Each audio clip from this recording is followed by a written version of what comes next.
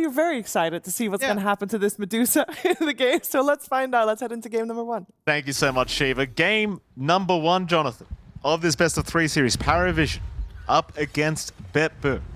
Already a 5-on-5 smoke scenario happening here between these two sides.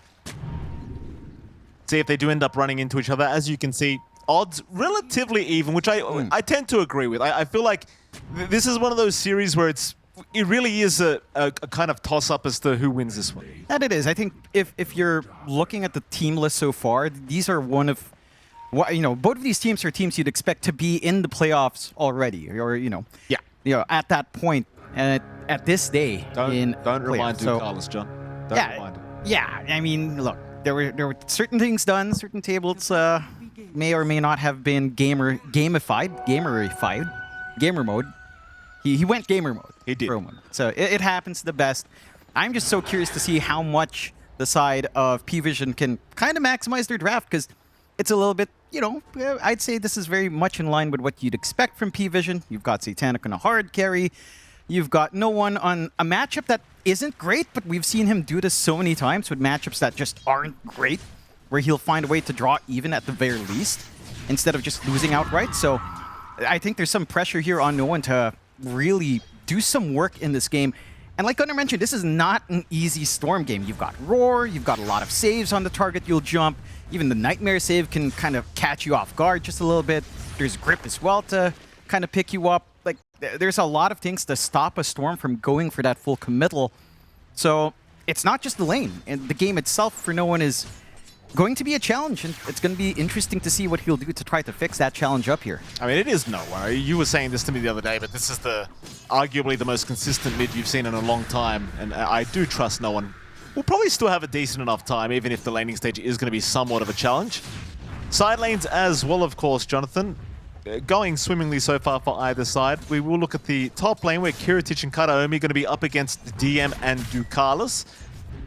Do you find this to be a hard lane for Kiritich? Like, back in the day, you'd say Bane Jug was actually pretty decent because you have the spin setup, but I want to say against Jakiro Centaur, it doesn't quite feel as strong as it used to. No, it certainly doesn't. There's a lot of poke. It's going to be hard to, like, chase down DM, who's going to be right in front of you. You've got good spacing from Ducalis.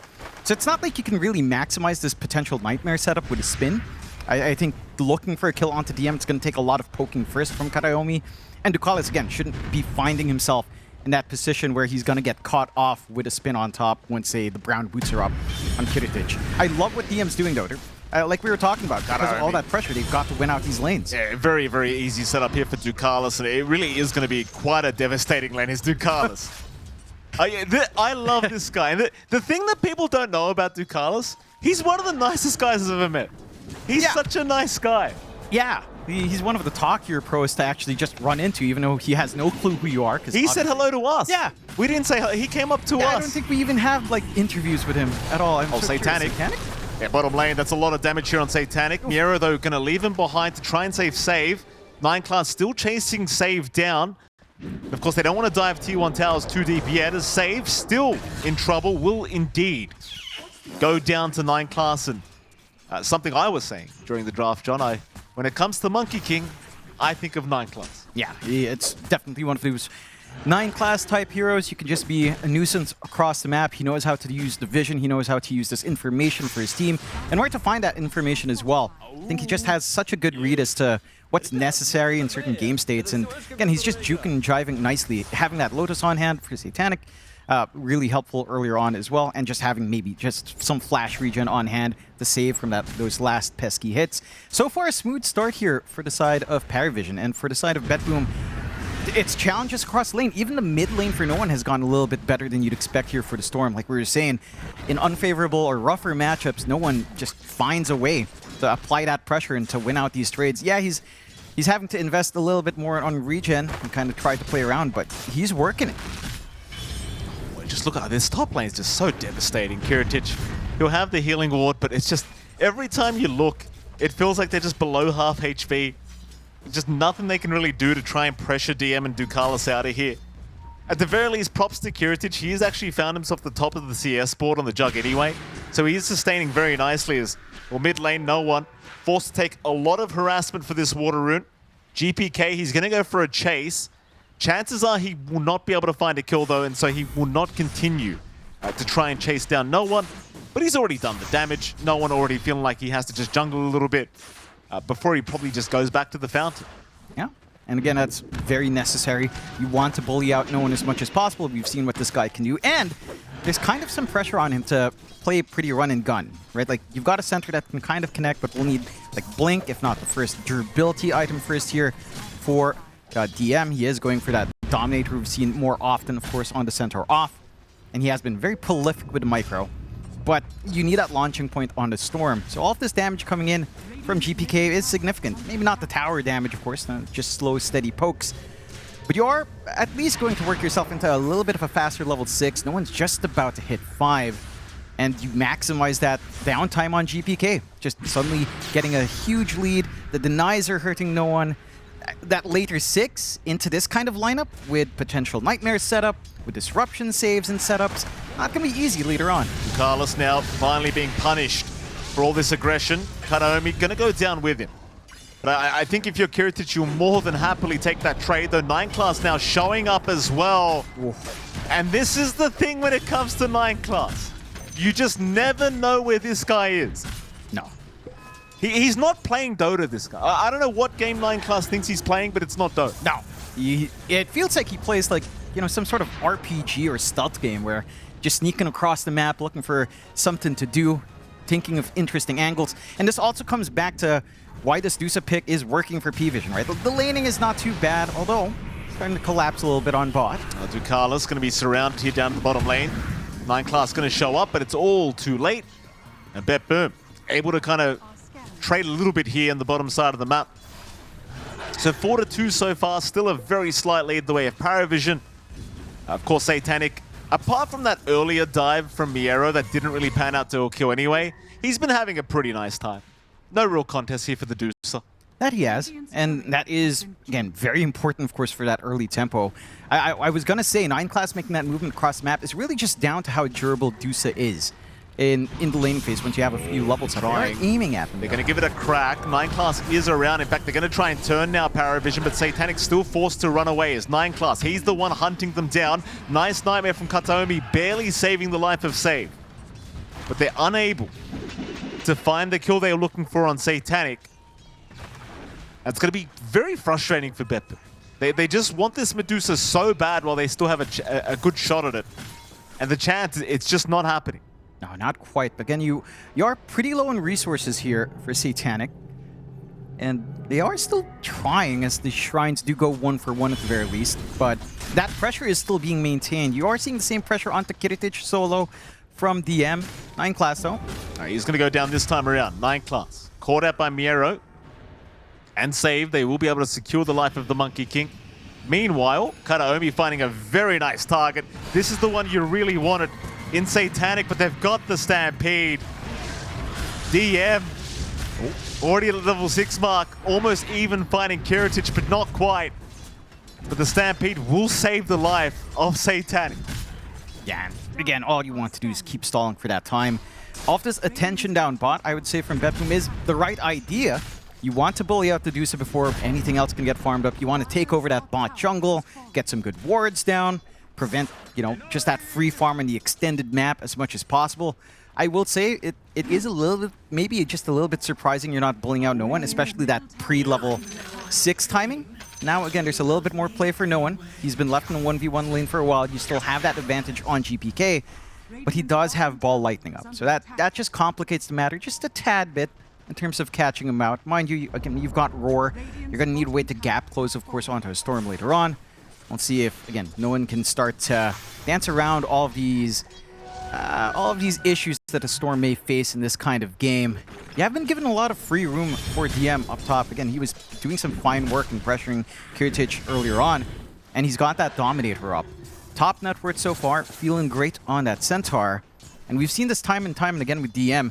With that dominated creep, he just maximizes every single time. He's got the good old Dark Troll Summoner for a little bit of a siege going. He's just constantly applying pressure up top. It doesn't feel the safest for you to farm into that forward jungle because of this positioning. And it doesn't really feel like you have anything to kind of counteract that Centaur. at this point. I mean, maybe once you start to get a few support 6s, you can start to consider it. Even then, just the durability on Centaur with that Dominator. I mean, 1.7k HP with one item and like a Ring of Health and a Bracer. It is quite a fair bit to kind of have to manage. So you're just getting a free time top. You're happy enough on PARIVISION. And for BetBoom, I mean, you kind of hit the same timings on Miero. Yes, you did find bot, but it just doesn't feel as substantial of a threat so far, at the least. There you go. You saw the stats as well. A DM, 100% win rate on the Centaur so far throughout Wallachia Season 6.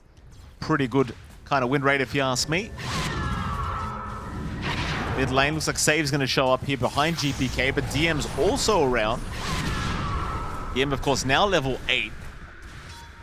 Very, very good game for him thus far. Actually on parity with the mid laners in terms of XP at the moment. And so he already feels very comfortable to just start moving across the map and helping out his team if it's required. It seems like that mid-tier 1 tower was taking a substantial amount of damage, so just ensure it does not get forced in too early. Wonder where he's going. Just go down to the bot lane, perhaps, try to defend against the Beastmaster. Yeah. Could just kind of look for an off-lane face-off. You've got the safe lane face-off up top. Hold on. Mid lane, save. Okay for now, but surely not for long as the chase will continue. And Kataomi's really the only one around. GPK will show up eventually. Save is gone, though. GPK unable to find a trade so far. They'll Nigma up no one, but no one's going to be okay to get out of there. Meanwhile, 9 class, he does get left behind. They'll even commit the Roar just to ensure there's no shenanigans. And so you do get a support trade at the end of the day. That you do. You're very happy about that on PARIVISION. Again, every kill that the Storm starts to find, free Galvanized stacks, you're starting to build up. You're still getting space out for your DOTA. Same thing goes, of course, for your Jug here on BetBoom's end. Still waiting for the farm accelerator, though, and that's the real hurting point right now for BetBoom. The DOTA will start to farm faster and faster with more levels up in the split shot now, fully committed. And for your Jug, it's just a matter of having to wait for Battle Fury, then you wait for your Manta Style for the stats, and then maybe you can start to think about some fights if you want. Chances are you'd want to Blink first, or maybe just even more attack speed in certain cases as well. So, again, for PARIVISION, it's playing into what they'd want. I think the key thing for BetBoom is when do you start to look for more connections with Miero, right? Because this Beastmaster has had a pretty good lane, not as free as DMs, but the timings are there. The Overlord isn't too far out, just needing about 1,300 gold, a little bit of time until it's fully done, but once that's up and running, you've got some spikes to play with here, GPK. Zip in, GPK can be targeted, but does have the Nightmare save from Kataomi and just blinks out of it. Was all over the power rune anyway, and it ends up going to 9 class down at the bottom rune spot. Nobody getting away with anything here in the mid lane. Pretty passive point of the game, it feels like as well. Like, you've got a very slight net worth lead on PARIVISION, but of course, you've got this Medusa that wants to hit creeps. Jug doesn't want to do anything yet either. Offlane is more than happy to just trade farm to boot. And as you can see, even the win probability is actually in favor of BetBoom, believe it or not. Yeah, I think that's coming down to maybe how these hero matchups work. Again, Jug and Tidus is not a bad matchup. You've got all of the single target focused control coming in on the side of BetBoom as well. Maybe the laning matchups didn't quite go the way you want with the Quap versus Storm for sure. But theoretically, you've got an answer to every single problem that PARIVISION will try to present you here on the side of BetBoom. All you have to do is just kind of wait to hit that point. I will say this farming game for the side of BetBoom is going to pay off a little bit quicker, for sure. The Jug spikes are a little bit faster once you manage to overcome the timing for Battle Fury. Again, you have this explosive potential of pick-off with Omni Slash, and you are at least starting to get some utility up on GPK as well. Blade Mail up, just needing Kaya. And again, all of this control is online. You've got Rip ready. You've always got Disruption. You've got the Demonic Purge to help hold someone down as well. So there's not too much to be worried about, I would say, in this kind of game. Like, again, it's a little bit easier to execute on BetBoom with the equal amount of farm, which we are seeing in this game. So no pressure whatsoever to change the status quo. No, absolutely not.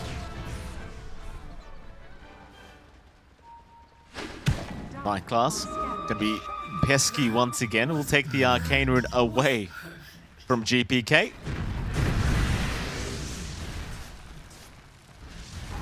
Still top of the net worth board is DM, followed by Miro. So both offlaners still having a great old time, but it really does feel like all the calls are pretty close together right now. In fact, it's the mid laners of all things that is having a bit of a slower time. BetBoom, they have smoked up as two. They'll rotate down towards the bottom lane. Maybe through the twin gates? They will.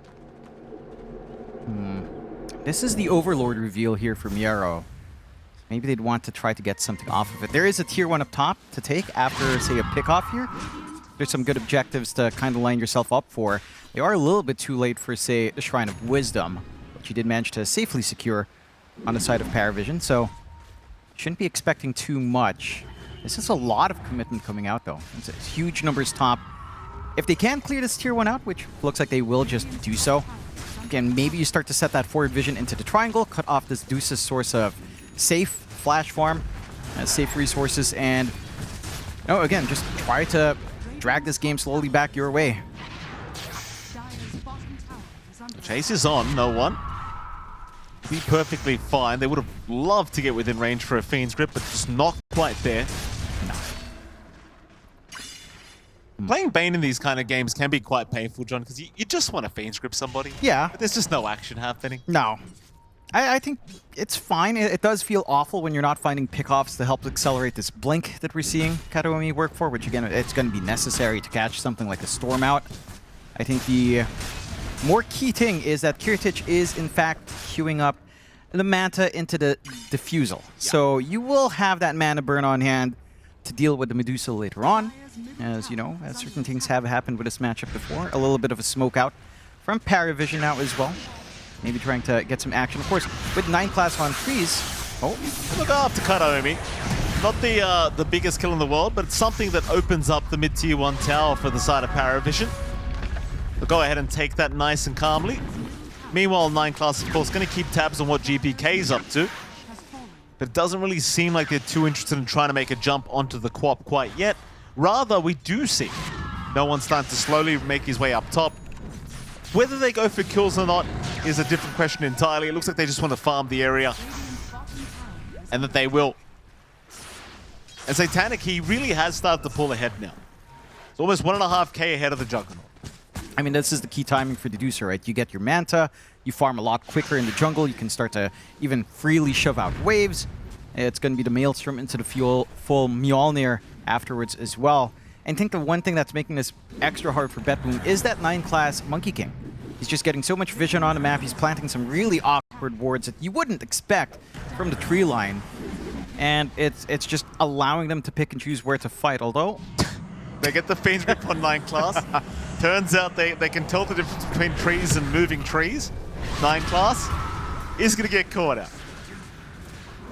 Killed a courier and unfortunately had to trade his life for it. Yeah, at least he got the war down right outside of Sentry Vision, so some value, you know, as we go into a full value game of farm. Yeah. For quite some time, which again, it's fair for both sides. You'd want some farm before committing in when you are one best of 3 away into the playoffs, of course, in our Swiss format. So, I mean, there's no reason to risk it on either side. There is a later timing for both sides to play. It's just very strange to see a very Southeast Asian game outside of her server, Mike. Yeah. Zip in. No one. Gonna go after Bane. Kataomi in trouble. Saved by Save. Meanwhile, GPK, he ran into the ice part there for a moment. So he couldn't actually throw out the Sonic Wave to try and help. Gonna be Kataomi going down. 7-5 now. I just realized as well, Jonathan, our F10K friends, unfortunately not having the best time at the moment. Oh, they're having a wonderful time. I don't know what you're talking about. Those guys enjoy just looking at the number. You know, 20 minutes in, everyone's still safe. You know, you're living happily. You're like, eventually, maybe, you know, who knows? Who knows what's gonna happen? No one knows. 1k lead up for PARIVISION. The farm beam commences. Only the support's providing any sort of entertainment so far by dying. Yeah.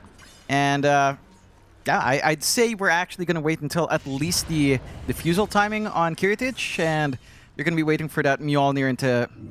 I'd say the Mjolnir is a happy point here for for Satanic, but maybe even the Ags has to come in first as really your key launching points. Could be quicker if you get more initiation up, like say DM and a Blink, but doesn't quite have that queued up, just focusing on the Aura first, finishing off that Crimson Guard.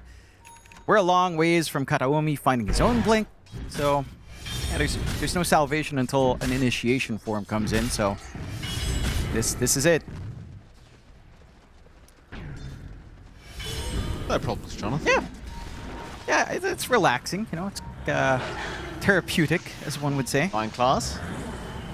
They're hunting. They're trying to find this cheeky monkey, and they do see him. Fiend's Grip is out. They've got him. GPK, though, is going to move in. 9 class, he actually gets roared up.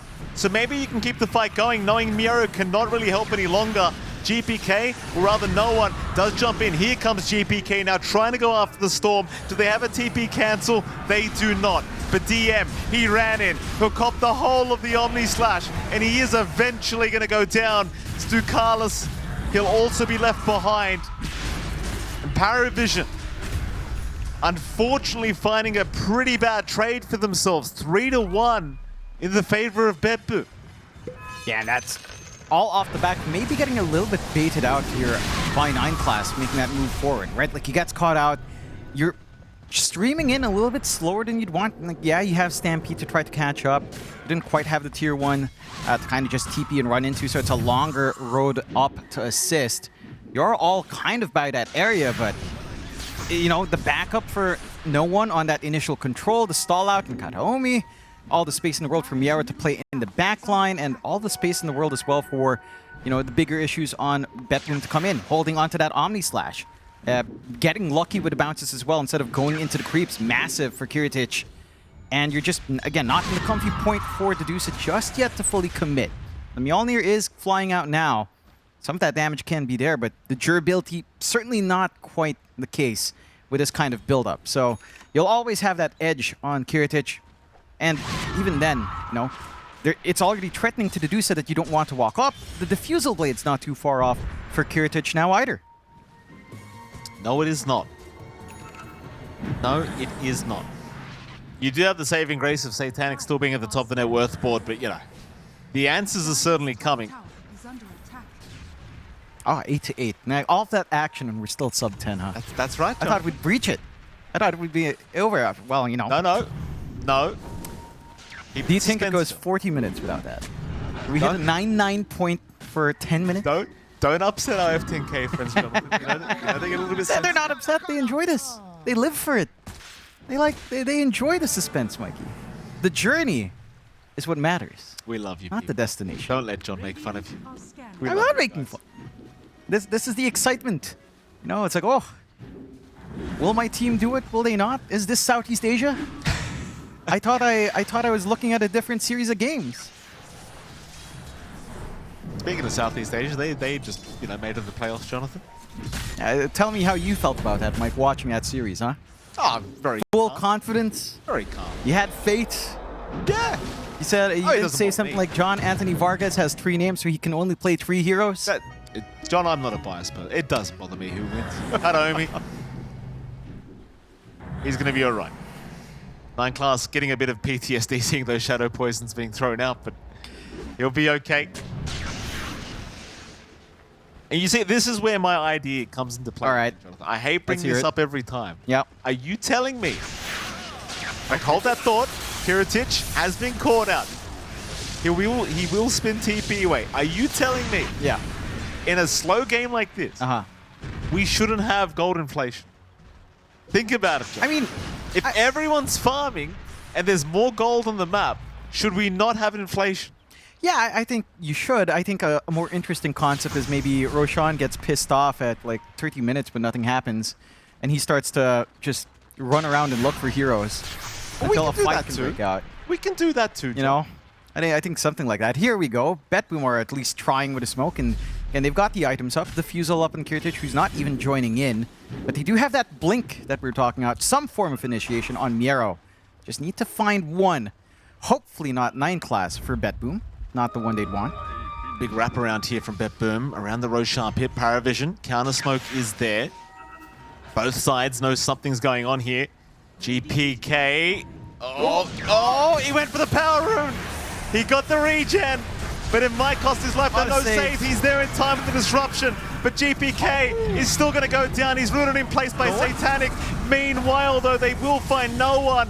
But Satanic, he does find Karomi to boot. It's a 2 for 2. In fact, they found another. Miero also caught out. Will go down. Satanic with a triple kill. Kiritich and save. All they can do is attempt to run. DM will blink the wrong way, so he won't be able to find any more. But you'll be happy enough with that trade as Satanic, he gets all of it. And he does, and maybe just a little bit unlucky for Kiritich. The bounce is not quite aligning the way it would want. And again, going for this kind of build means that you don't have that much attack speed. So the Omni Slashes aren't amazing. That's a beautiful little Poogie sticker. That's the that's that max level Poogie already up. Oh, look sticker. at that. He's blush. Outstanding. He's got blush. Well, that's very cute. Someone's been grinding, as you would expect. Oh, a beautiful zoom out. This is a beautiful shot. The technology is here. And we are thankful as the world flips upside down, we've moved on. Don't make an Australia joke, John. I hate when people do the whole upside down I didn't Australia even mean joke that. thing. You know, I don't think of Australia every time, Mikey. I'm not from Australia. Why I don't not, think John? about Australia. Oh, don't do. No, it's... Oh, there we go. It's not even funny. No, Mike, but don't you feel at home? How do you feel? It's not even funny. I know it's kind of hard being on the ground, but that's the way the world works, Michael. Oh, I hate you people. I hate all of you. By the way, we have crossed 10 kills, just in case no one's looking at the scoreboard. It's 11 to 10. Yeah. I don't know who breached into 10 first, but someone did. I was about to ask who did it. I don't know the order of events. It was someone. Someone did, and someone's happy and someone's not. Counting as we speak, but we've got some action here. John, 9 class. Having a bit of a nightmare, John, if I do say so myself. 9 class can do nothing but die. Kiritich more than happy to take his life away. Tips out to Kato.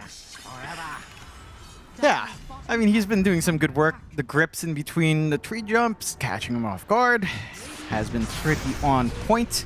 And the game is equalized 11 to 11. Mind you, this DOTA is starting to pull away. Kiritich has been playing a very safe game. In fact, Kiritich went for his own Diffusal Blade on the DOTA. So this is where it's a little bit funny, because if Save now uses Disruption offensively and gets your illusion, you're going to be extra annoyed by your Medusa illusions with this Diffusal on. That's a very good Just point. a little bit more mana poke onto the DOTA. So it kind of goes both ways. It does make a lot of sense, of course, when you're trying to hold someone back, chase with Stampede, get that extra inhibit off. No one. There's no one. Yeah, Fiend's gripped up. They've got Roar available as well if they need it, and I believe they will commit. Is that an Omni Slash? No, it was a Swift Slash. Yeah. It was a Swift Slash. Yeah, that would have been a horrific cooldown usage if it was the full Omni. Very good that the Ags is finally up for Kiritich as well. And you can see why it's a hard Storm game. One single blink catching you off guard, one little initiation from the fog.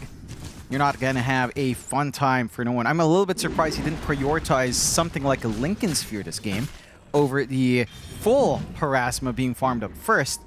Maybe he is expecting a bit of a longer game. 9 class, again, doing 9 class things, scouting the tree line. You know, there was a time and age, Mikey, where this movement was not from supports, but from our POS ones in Southeast Asia. Was that right? Yeah. Good old, dare I say his name, Eternal Envy, was one fantastic player on Fnatic. Listen, you can say whatever you want about that guy, and he could probably buy all of us at this point. So I would like him to think- buy me. Yeah. I wouldn't mind. I would still talk about it. I think he enjoys it, you know? People remember Envy. People do. We love you, Envy. We'd love you to host a tournament somewhere in the SCA if you don't mind. Zip in. Save will go down. Nice little pickup. Keep in mind, Roshan's been available for quite a while. I believe PARIVISION are thinking about it. And so they should. And they will. Pharasma also now completed on no one. No? Just love how ridiculous the damage starts to get once the Pharasma comes up. That it is. And I will say that that's probably one of the better kills you can find, right? Like, you want these two supports to be gone. They are moving in time. Jump in. GPK is going to be there. Sonic Wave is out. They do get the Roshan kill, but the Snatch of the Aegis is there from Satanic. Kiritich is going to try and jump in, start draining away the mana of Satanic. In fact, it's getting quite low as is, but they can't really lock him down without Miro roaring or a Fiend's grip out from Karaomi, and neither of those came. So PARIVISION, they still successfully walk away with the Aegis intact. There's your disperser now completed on Satanic. Yeah. That suppress can play a pretty big part here, just getting a nice way to bail this Deuce out even while Stampede is down is going to be massive for Satanic. And of course, burning mana on literally anyone's the most annoying concept in the game, one of the more annoying concepts in the game. So you're getting a lot of value out. It's a lot of safety nets for Satanic to play with, which makes a lot of sense when you're having to contend with Bane, having to contend with Shadow Demon and Beastmaster, so much single target control to help support this Jug. What I am curious about is for BetBoom, they are still in the net worth lead despite of all of this farm on Satanic. It does feel like you've kind of sacked DM and no one just a tad bit here on PARIVISION. In fact, a lot of that net worth difference is also riding on save, just having this much gold as well.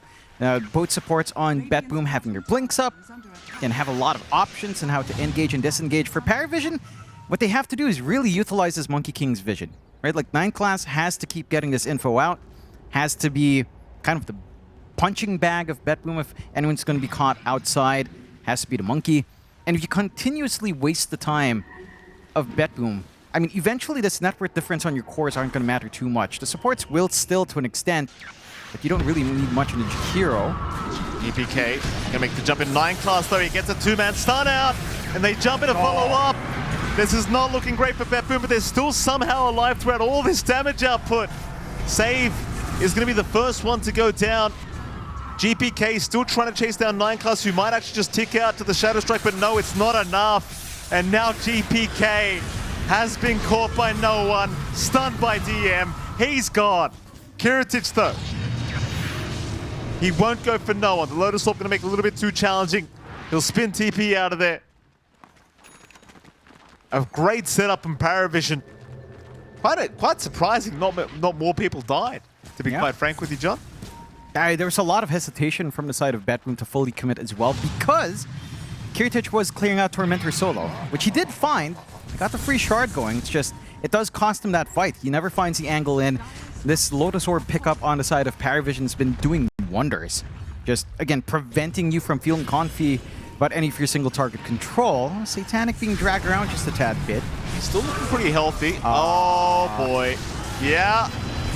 Yeah, you did see what you just saw. Satanic is going to be perfectly fine. Do we ask for a replay, John? I mean, sure. You know, there's not much going on. Some of the viewers might have missed it, John. Yeah. We didn't say what happened. Yeah. I didn't call it. That's my bad as a play-by-play. Right? We might need to see that again, just to confirm exactly what happened. Maybe in slow-mo as well, just so we Preferably see the exact moment right there. I mean, it happens, right? Like, yeah, you eventually... it happens to the best of us, as Miero is one of the best. So... It is. You know, stuff like that happens. It's been a bit of a challenging game just off of one Lotus Orb. I was expecting a few more. I mean, you do have another on 9th class Ogre, right? So that's where the complications arise. We're kind of having a conversation about this before we went live. This is a lot of single target control, but not a lot of area controls they jump in. GPK, I don't think they've got enough control for him. In fact, GPK is going to jump in and try to force a fight. There's more coming though. He's not backed off yet. Karaomi going to get caught now by an Ice Path. Will go down as GPK throws a Sonic Wave out. He's still in a bit of danger. Miero will show up as well. Gets the roar off this time onto the Storm. But here comes the workhorse from DM, charging right in. Who does he want? Kiritich sticking around. Ice Path gonna land on the Jug. Meanwhile, no one asking why he wasn't dragged out of there. GPK can't finish the job off. He'll TP out. He's fine. Meanwhile, GPK still going. Has found Ducalas. I mean, the save plays on both sides are just massive. Really have to appreciate the workhorse coming out there for DM, getting it to great use. Of course, ideally, and where it is funny is when you start to use this Dusa as a turret, but even bailing out. No one is massive. It's been a little bit challenging here for Kiritich to actually work his way into the middle of these fights. He didn't even get to use Omni Slash in that fight. Again, like, he's had moments where he's looking for the re-engage, sees the Lotus, doesn't want to Omni, of course, and then they just kind of kite him around. It does feel like he wants this blink to be up. He is queuing up a full Swift blink. That will help some of his issues. Just get on top, get the Omni, get the Swift, swift and try to bail out or hope your team can jump in with you. But yeah, you have a lot of counterplay on both sides. Workhorse being up, again, you're playing to Shadow Demon Disruptor as well. Both sides have some bailout potential for each other. And it's still a really even game. 15-15, 5K lead still stand for BetBoom. Again, a lot of that is down to just how much you've given out to Kiritich and how much you're sacrificing on the side of PARIVISION in your other cores. See if this smoke starts to pan out. Again, it is challenging to get these smokes when you're playing against a monkey, but at the least right now, you're in the wrong spot of the map for 9 class. Well, they're going to make their position pretty obvious here with this smoke. Can't do much but get those D wards off. It's BetBoom holding on to that 4K advantage. They do look to retreat just a little bit. Kiritich, he'll stick around in the mid lane, thinking about trying for that tier 2 tower, but he'll see Satanic and thinks better of it. Satanic, of course, taking the time now to farm up the butterfly. Don't have anything like a MKB yet on our jug. Meanwhile, down bottom, Ducalis has been caught. He's got no help around him either. And that'll be a nice little freebie for the side of BetBoom. Not the biggest kill in the world, but again, they did expend a lot of time to just take control of that area. Shrines of Wisdom, again, nothing too interesting. A freebie for no one is pretty nice when it goes to something like the Storm, who does want to scale up quite fast. And speaking of, no one is going into that Linken's relatively soon. So, again, you have to stagger your spells perfectly here on the side of BetBoom going into these engagements. Kiritich just going to casually walk out of there.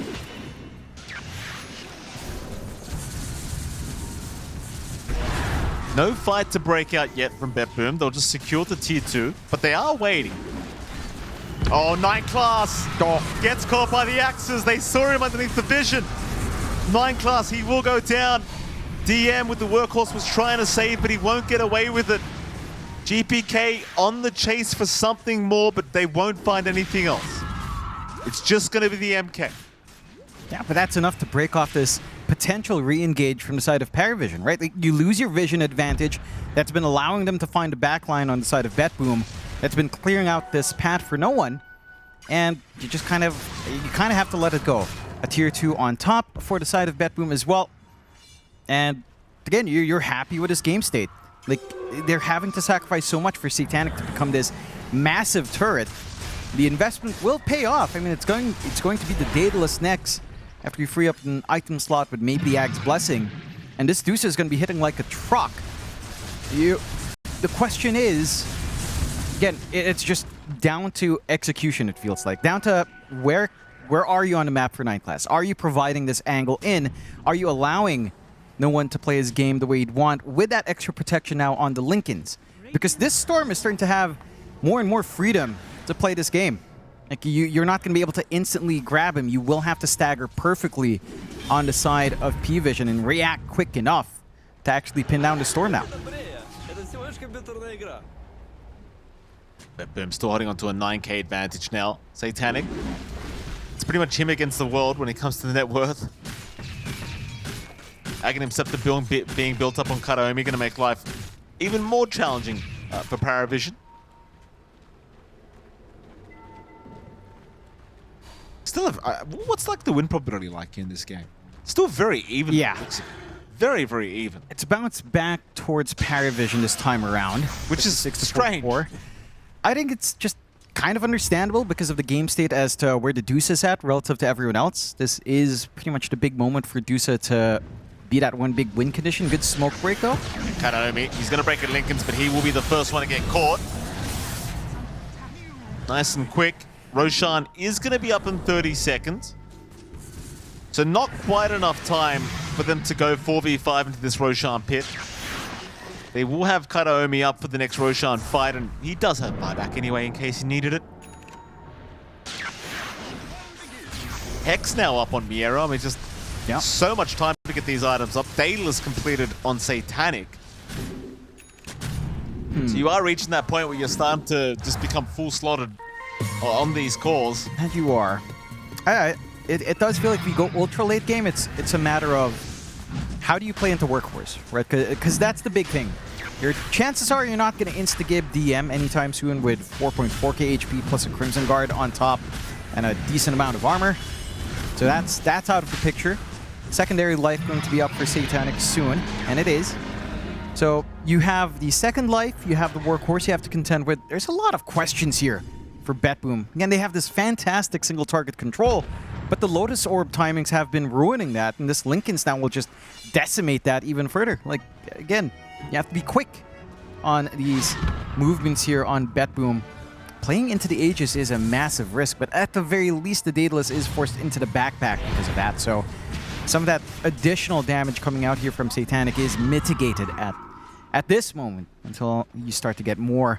You still maintain that 8K lead on BetBoom, but 40 minutes in, not as significant at this game state, for sure. Certainly not.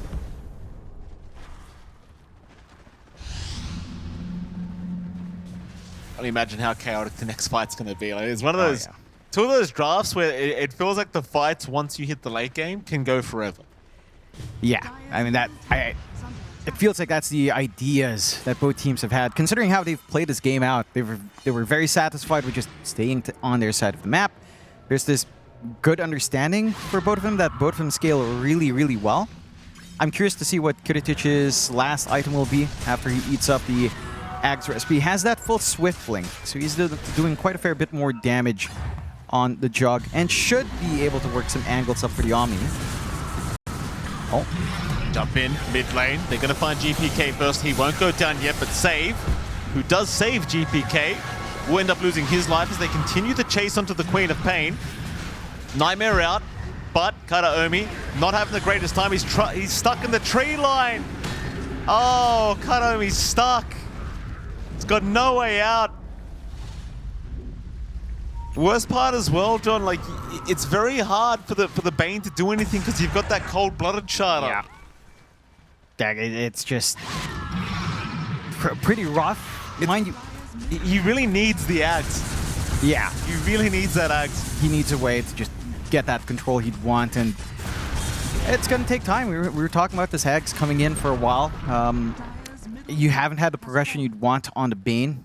Pretty big kills. Again, the supports are key to BetBoom's game plan. Without them, you don't have your save, you don't have your single target threat.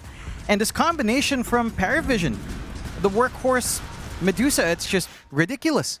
Right? Like, at this point, if you're Satanic, you could even consider something like, say, a full Divine Rapier, because how the heck are you going to die in workhorse anyway? You're just this massive moving turret of damage that you can't kill. There's nothing. You just have to sit out all of those 8 seconds of free hits, and that's more than enough time for the Medusa to really just murder everyone if you have enough output. So, yeah, I mean, for BetBoom, they've got to be the initiators, right? Like, they can't afford to get jumped. The supports have to play way further back. I think they have to respect that they are a lot of the threat coming in from BetBoom in terms of setup.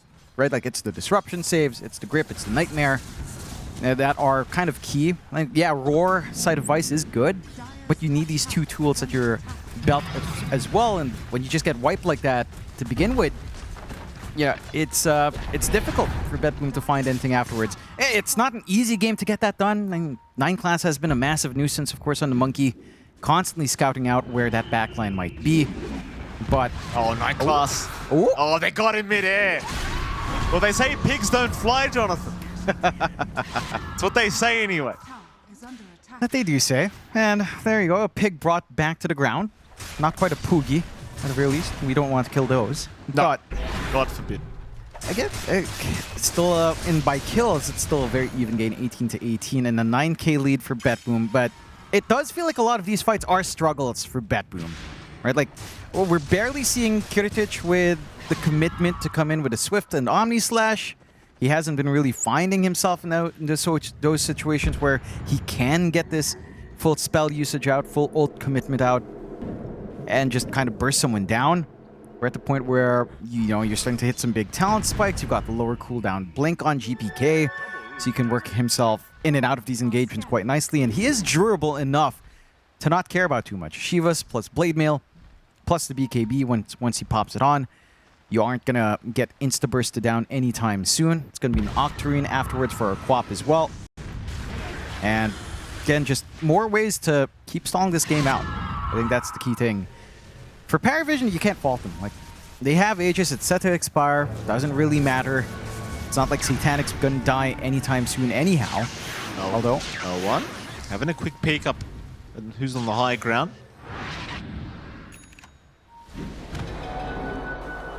Octarine core now completed on GPK.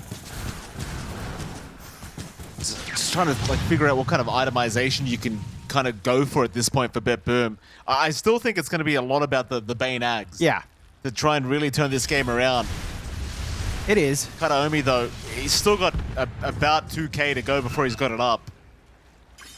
Like the blink's nice and all, but you really can't set up on the Medusa at all. No. You need so much more. And again, I think the key advantage you have here on PARIVISION is just, again, better vision game, although that We're vision gonna is jump dead again. in. 9 class. We'll go down. GPK in trouble. Is going to be okay to blink away. Looking for the turnaround once again. BetBoom, they're going to see Satanic, but he's just such a tanky target. They'll jump in. Roar is out. They pop the Swift Slash, but the workhorse is here. The workhorse is here. DM, he's getting him right out. Although, maybe not out fast enough. They'll pop the Stampede as well. PARIVISION, it looks like they're fine. A lot of commitment out. You can see just how squishy the DOTA can be if left in a vacuum. But, yeah, again, you have all of these saving options out for the side of PARIVISION. A support for a support, a buyback force out in 9 class. That could be significant if you find this Monkey King one more time. Again, that could open up these engagements. Workhorse is off cooldown again, so I don't know how much you care. That'll be the target they'll go for. Save with the disruption. Does save once again. Kiritich, meanwhile, going on to Satanic, but Satanic, he's taking really no damage to the mana pool. Still looks perfectly fine. Just such a mission for poor old Kiritich. Just commits everything to try and get through the mana pool. And even then, it's just generally not enough. No. I mean, he's close. You can see that potential with the damage coming through. And he is preempting that butterfly now with his own MKB as a catch. They have found a big one. They have found no one. But it seems like they're lacking the damage. In fact, no one. Can't believe what he's seeing. Goes right after save. Miero will leave the building. GPK, though, he's going to jump in for a big Sonic Wave. But you've got DM there with the double hoof stomp into the Macro Pyre. They'll find no one. So it's still a great trade for BetBoom. GPK going in for more. Won't be able to deal with the Centaur. Could hope for 9 class, though. And he will try. The TP away is going to be successful, however.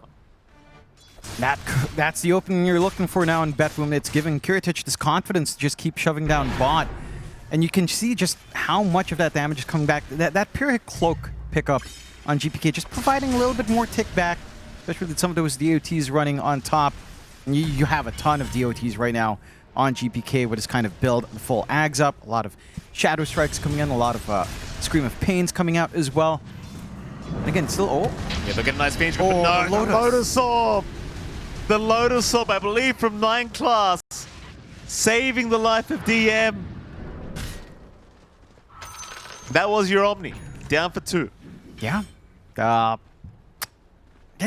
the Lotus Orb pickups on these two, working chaos into BetBoom's game plans, because they've stuck with single target. They're reliant on this Omni and Swift. You're not getting full value out for that one just yet. You do at least have the MKB here on Kiritich, and you're going into the Disperser next, so and more answers, although... GPK jumps in, 3-man in Sonic Wave is out. He's almost found one, but no, the Workhorse again. DM gets his support out of there this time. No, he doesn't. Ducalis. There is no escape for poor old Ducalis. Kiritich will take him out. I'm a little bit surprised at the side of BetBoom. I mean, to be fair, they weren't completely clumped up, but if they were a little bit closer together for that engagement, and you see the Workhorse committed on a support, Satanic's dead. Like, this DOTA is going to die. That is their, again, one big bailout here for the side of PARIVISION. And DM was forced to use it maybe a little bit earlier on a different target than you'd want. Roche attempt out. Optimistic from 9 BetBoom. class. He's been spotted by GPK. We'll be okay for now. DM jumps in for a hoof stop. They'll go in onto the Medusa with the Hex out, but she's still perfectly fine. A Satanic now. No, the workhorse! Again. Once again, the workhorse saving Satanic. GPK, though, he's going to jump back in. Looking for a little bit more. Satanic, he's trying to retreat as they have lost 9 class. Satanic's There's your disruption out. Satanic now surrounded by his own illusions, looking like he's in huge trouble, and he's gone. And that was the key you've been talking about for a while, John, is those SD illusions. They make life very hard for the Medusa. It's DM, still running. Hoof stomp out, and the workhorse, but it's not going to make the difference. GPK, able to find the double. And oh boy, PARIVISION getting wiped out as 4 now. BetBoom, they can finally have a bit of time for this Roshan. And this just swings the game all the way back their direction. We're seeing the holds there for PARIVISION. And a lot is actually riding off the back of DM. These workhorses have to pan out every single time. The moment you get that disconnect between the Centaur and the DOTA, I mean, you're going to be exposed. And I thought it was a little bit optimistic to go for the Roshan right there. But look how they split that fight. DM's forced to come in, try to hold back Kiritich, providing a little bit of that space, and then you're forced to workhorse right then. Good call to retreat. Just rinse and repeat on BetBoom. Reset while Stampede is going. Look for the re-engage. Satanic's all of a sudden all alone. And then that's your window. These SD illusions do so much as the game goes on. It doesn't take too long to take care of this DOTA even. Do more damage than Kiritich does. Yeah. It's kind of sad when you think about it. Just DOTA things, you know? They really do. They really do. And now for PARIVISION, I think you've got to wonder, you know, how do you actually go in like that? Because their biggest success has been, again, using 9 classes vision, having no one be the one to commit first, and then after you get confirmation that the target's good, you get that jump in from DM. This time DM jumped in first into the pit and provided a little bit of that disconnect, and then has to use the Stampede, has to use the Workhorse both at the same time. DPK gonna get jumped again, but he's just so tanky. He's got 4k HP on this Queen of Pain. They're still trying, but he will successfully blink out of there, and he has the cheese anyway in case he needs it. He'll buy his own sight device now on the Queen of Pain. It's just this thing, like GPK, he's playing this quap, 4k HP, just blinks in, doesn't care. No. And you know, it's just so easy to rinse and repeat without Octarine. 26-second cooldown in Sonic Wave. They love picking on old Ducalis, and DM, he could not get the workhorse off the open matter. Now GPK, he's jumped in. Satanic, he'll jump in the cart, but the Swift Impact Omni Slash is going right through, but it's onto the it's onto GP. No one. It's all over the place, John. But everyone survived. And they survived. A quick refresh, though. Well, maybe not 9 class. Maybe not 9 class. He will go down. They'll smoke up again as 3. It's a 3v5 scenario now for PARIVISION. No one. No one. I mean, he's trying to buy as much time as possible. It's just so rough. And now, with the Hex out, DM could not save again. It's Satanic. They're just ignoring him now. Maybe they can go after him with this. No one. He'll buy it back. He'll go right into the backside, trying to find Kataomi. Keep in mind, Kataomi still has this Fiend Scream. He's still waiting for a chance to use it. Yeah. At least he has the gold for that full Ags if he could find a way to ferry it out quick enough. Last set of racks under pressure. Still a 3v5 for a little bit longer until Ducalis at least is back up, but off the back of just some clean fights, BetBoom, they're in control of this game. It's not over yet, of course. This is a DOTA into late game defense. There's some possibilities here. Well, Kiritich is going to maybe give up his first life, and it looks like he will. Can they find him a second time, though? GPK, he'll jump in with the side device out. Satanic's still perfectly fine.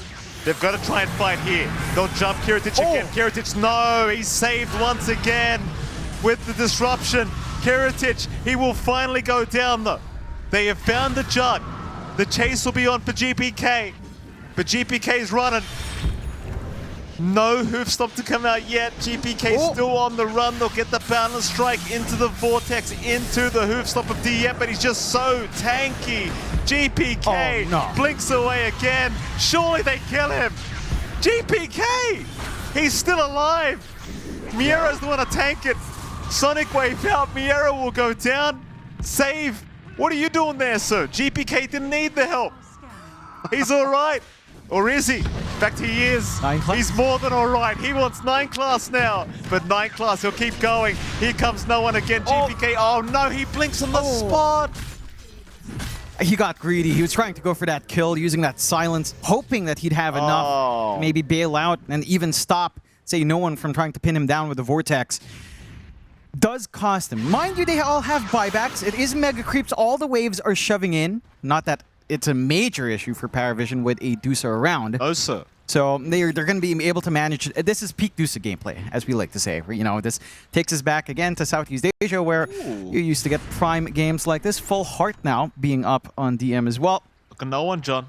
He understands. Oh, yeah. He needs to do it himself here, John. Yeah. He's got the Ags up. As Snare once said, the blue hole. The blue hole. And it's going to be key, right? Like, now, there's no safety net for that grip. Like, with the Ags up, sure, your chances are you don't want to blue hole the illusions in, but you have some options to just cancel. You can hold back this jug. It's been a little bit problematic there for Kiritich. I will say in the last fight as well, coming from the Aegis, opting to spin instead of Omni instantly might have costed him a bit. Sure, it wouldn't be a clean Omni slash, but you'd have some opportunities, perhaps, with some good bounces and with some good lifesteal coming off, but not quite. And does cost at least one set of racks, 4 to 5 forced out, 20 seconds till GPK's back up. The damage is there from Satanic. And, you know, you always have the bailout button, Stampede and Workhorse both set to go. And you've also got tier 5 items. Oh, yeah. 4.5 minutes, John. Oh, you got me excited. I thought I couldn't read the time, and I was like, oh, it's 60 minutes already. No, sir. I mean, you can't read, John. I mean, I can't. It's fairly obvious. I can't read. Like, Kez is just a line of, I don't know, just lines. I don't understand. It's like, what? It's not even words. They're like hieroglyphs to me. That's right. So, part of aging, as you like to say. You're not ancient Egyptian either. No, Don't flatter yourself. sadly. I will say, I really want to say just how ridiculous this Workhorse is. 24 seconds for a bailout that lasts 8 seconds. Yeah. So it's what, a 16-second downtime? So it's just a rinse and repeat every single time. You really have to stop DM. Easier said than done when the guy is hauling 6k HP with his heart.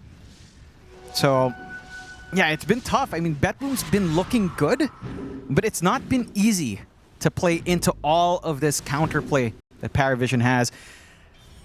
At this point, I would say Satanic should probably think about the Divine. I think we're at that state in the game where you will want all of that damage coming in. You will want to just basically get Workhorse and get free right clicks off, murder everyone, and just be happy. You know, that could be the way to go for PVISION. Heck, what if you had 2 Divines, Workhorse while the creep wave is on high ground, and just go for the towers? I mean, what stops you in those 8 seconds? That's a very good question, John. Maybe we'll find out soon. But hopefully, not before tier 5 items. No. No way it's happening before tier 5 at this point. As I say, knowing our luck, they'll take the last fight at 59 minutes and at 59:59. Oh, the thing is as well, like, you've got 2 teams that already can't kill each other as it is. Yeah. And the Helm of the Undyings come out. A great start. Okay, guys, we killed Satanic, but he's about to wipe the whole team. Yeah. A great start. Oh, what a great item. Hey, but Earth Spirit can't stun with Boulder Smash. No, can't do that. No. Just can't do it. Can't do it, Mikey. No, it's too much. Not dying, though. That's pretty cool. Yeah, that is cool. You know, I think they should give it more seconds again. You know, just make it last even longer. Heck, why don't you just stay alive until you respawn like Avenge Ags? I don't know. Why not? You know? Just respawn right in. Hey, give it... Okay, Helm of the Undying works like Venge Ags, but you have an HP on it, so you can kill the dang thing. If we're gonna have items like Helm of the Undying, I want Necrobook back. No. I want it back. No. No, that's not a good argument. It's like Necronomicon has been gone, Mikey. There's no need for me to make an argument, John. Right? It's time to move on, Mike. It's gone. We've got the Book of the Dead. You read your book, and you be happy. Maybe you'll get 5 Books of the Dead here. Maybe 10. Not the same. It is the same. It is. It's free. Free books. Yeah. It's an actual library. You're borrowing it from the neutrals. You're not buying the books. You've got your membership card. Speaking of libraries, did you have to pay membership fees at your library? I don't even know if we have like big libraries in my city. We have a library. As we've been talking about the library, I just realized I probably got scammed on. They used to charge us. They used to for charge? memberships at the library. And Really? I was like, well, hold on. Isn't this a community thing? Yeah. I wouldn't expect to be charged. Yeah, it was like 50 cents, but besides the point, John, it's the principle. It's my 50 cents. Yeah, you might have been personally scammed there, Mikey. Yeah. Yeah. I wouldn't imagine what kind of librarian would do that, but I It guess was funny too, because that librarian, he Yeah. was a young bloke and he always had a broken arm. Like, no matter when I saw him, his arm was in a cast.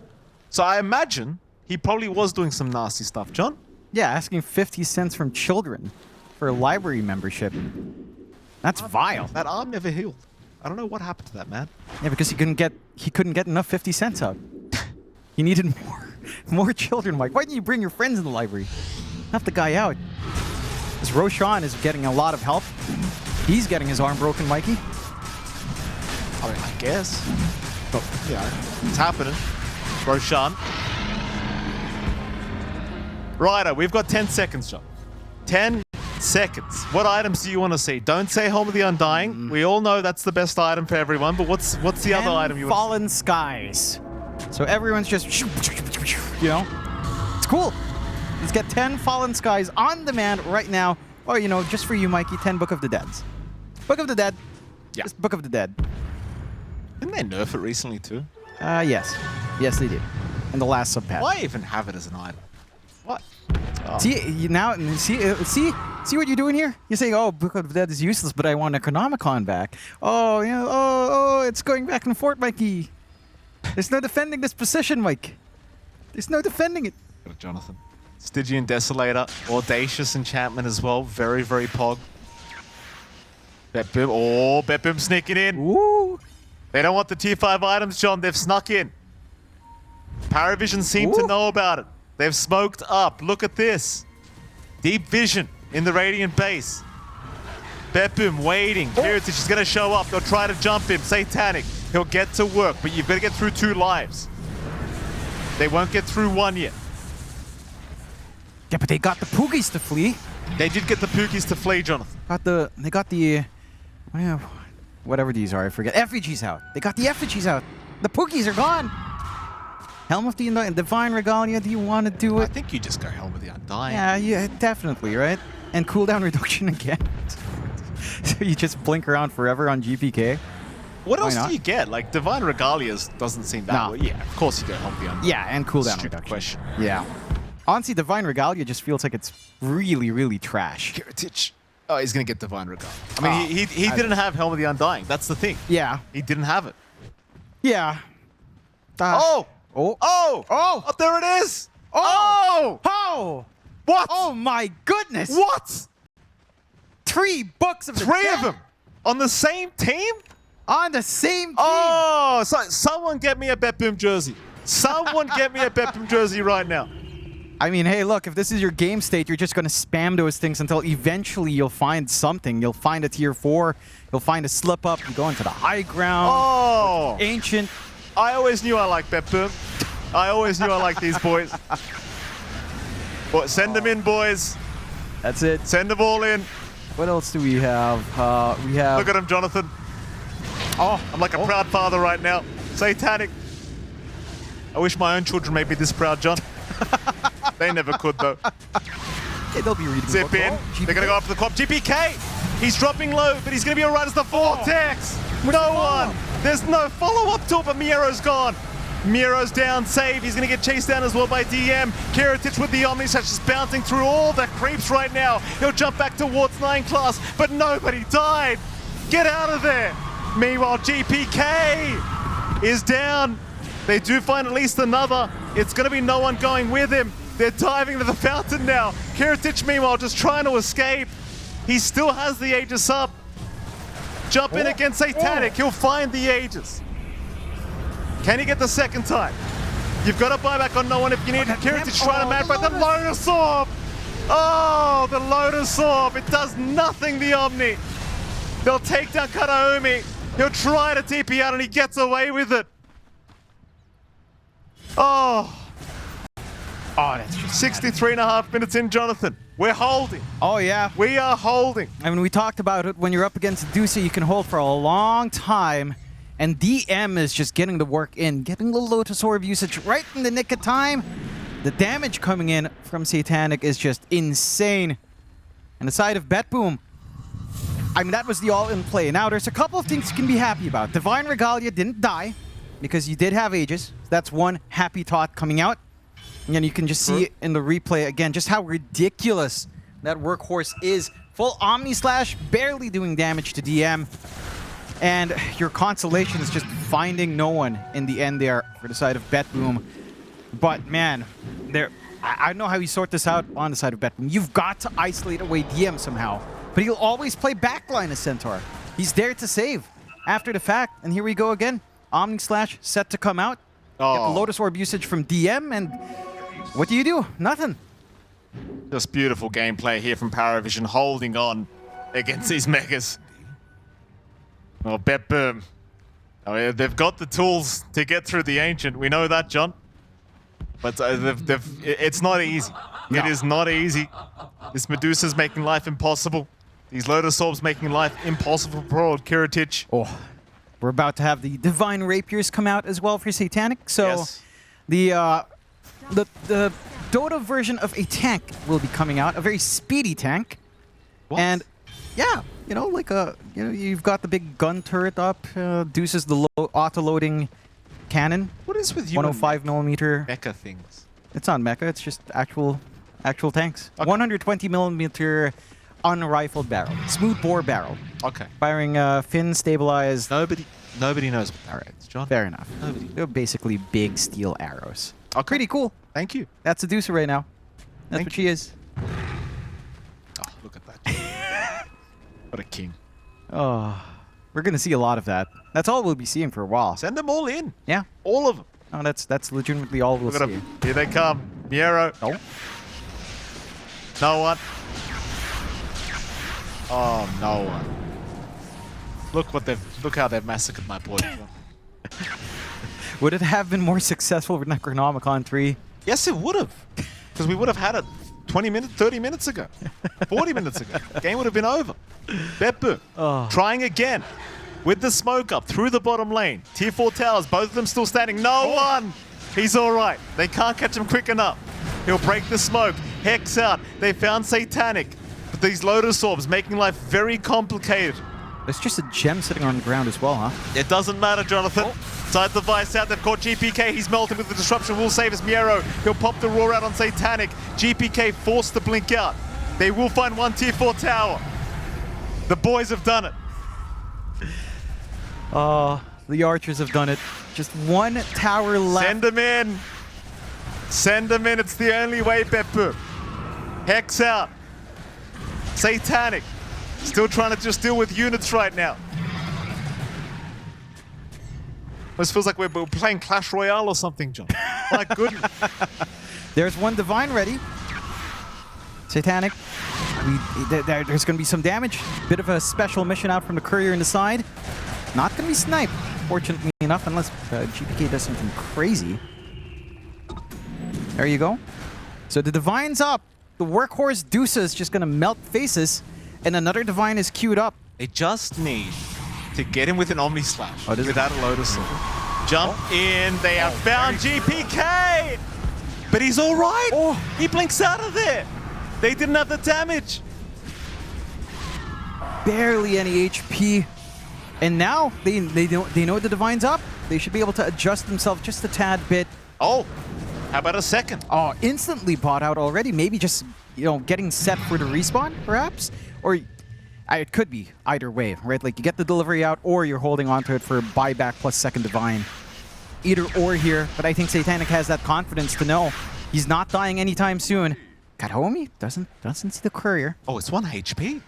Yeah. Got chipped away a little bit, yes. walking to the creep wave, I believe. Yeah, you have the backup. And now we can probably enjoy this game for a good solid, how long, George? 2 minutes more until we see? So let's say around 3-4 more minutes until things get going. And yeah, we can appreciate the beauty of the Necronomicons, or the Book of the Dead as they are called in modern name parlance, being sent on their way. Wonderful times here, Michael Phoenix. 68 minutes with you in a single room. It is. It's great.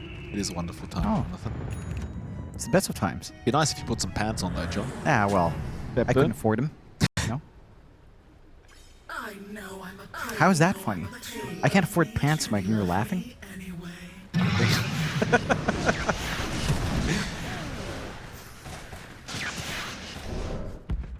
BetBoom still holding out. Kataomi's just so sad right now. Look at his item build, John. He's got Blink, Aghanim Scepter. Yep. We're 69 minutes in, Yep. and he's got Blink, Aghanim Scepter. Like, these cores have no shame. No. They can't let the supports have a bit of gold. No. Well, you know. No. What if there was a tier 5 buff enchantment that gave you plus 500 GPM or something? Every support would grab that. All right, let's make it reasonable. 250. I'll barter at 250 GPM.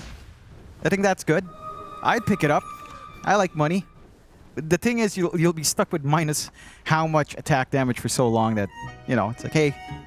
But hey, you know, money. You could have all the items you want. You could get the refresher here.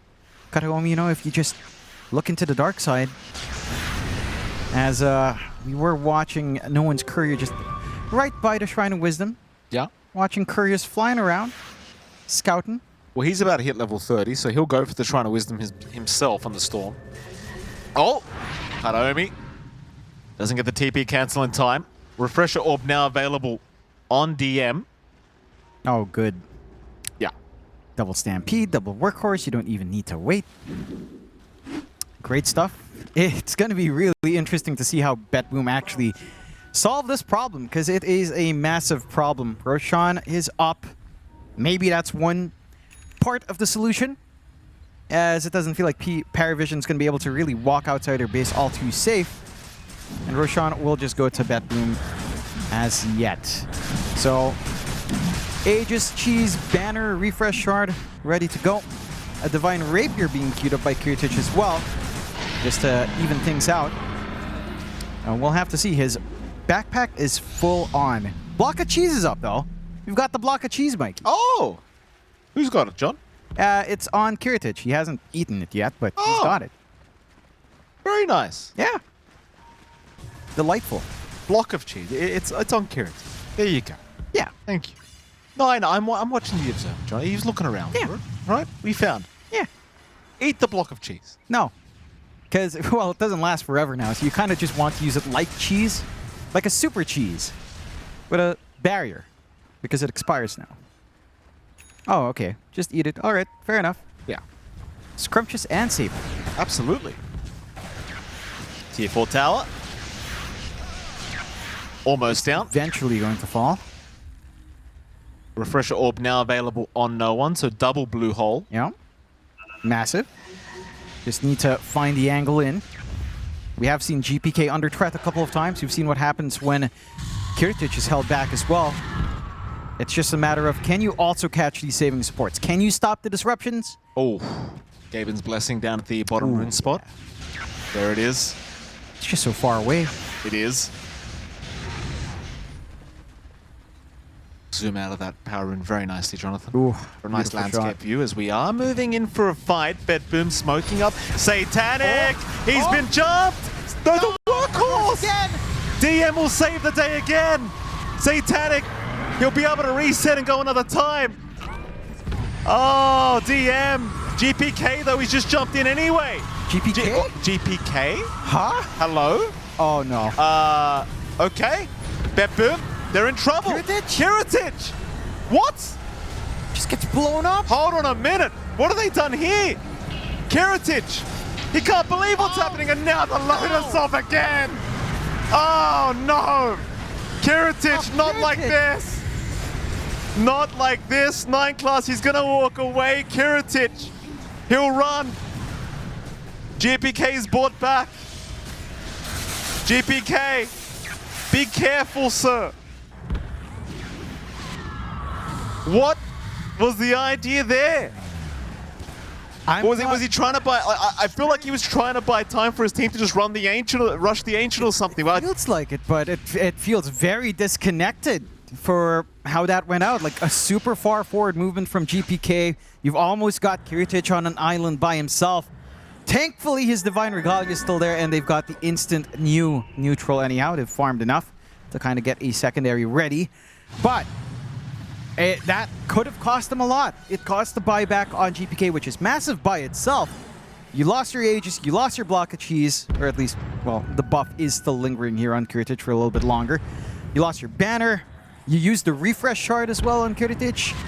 And yeah, I mean, I know, like, you could try it once more, but you're seeing the issues. PARIVISION just have so much coming out. DM's such a massive nuisance.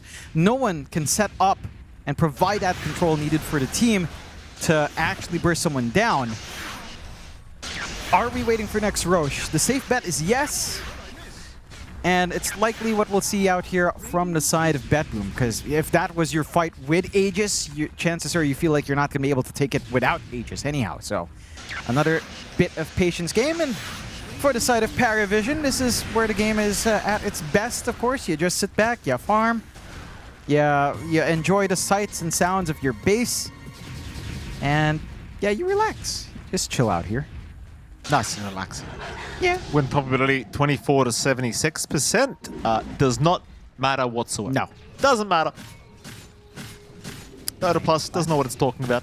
Doesn't matter. No. And Class just keeping Vision out.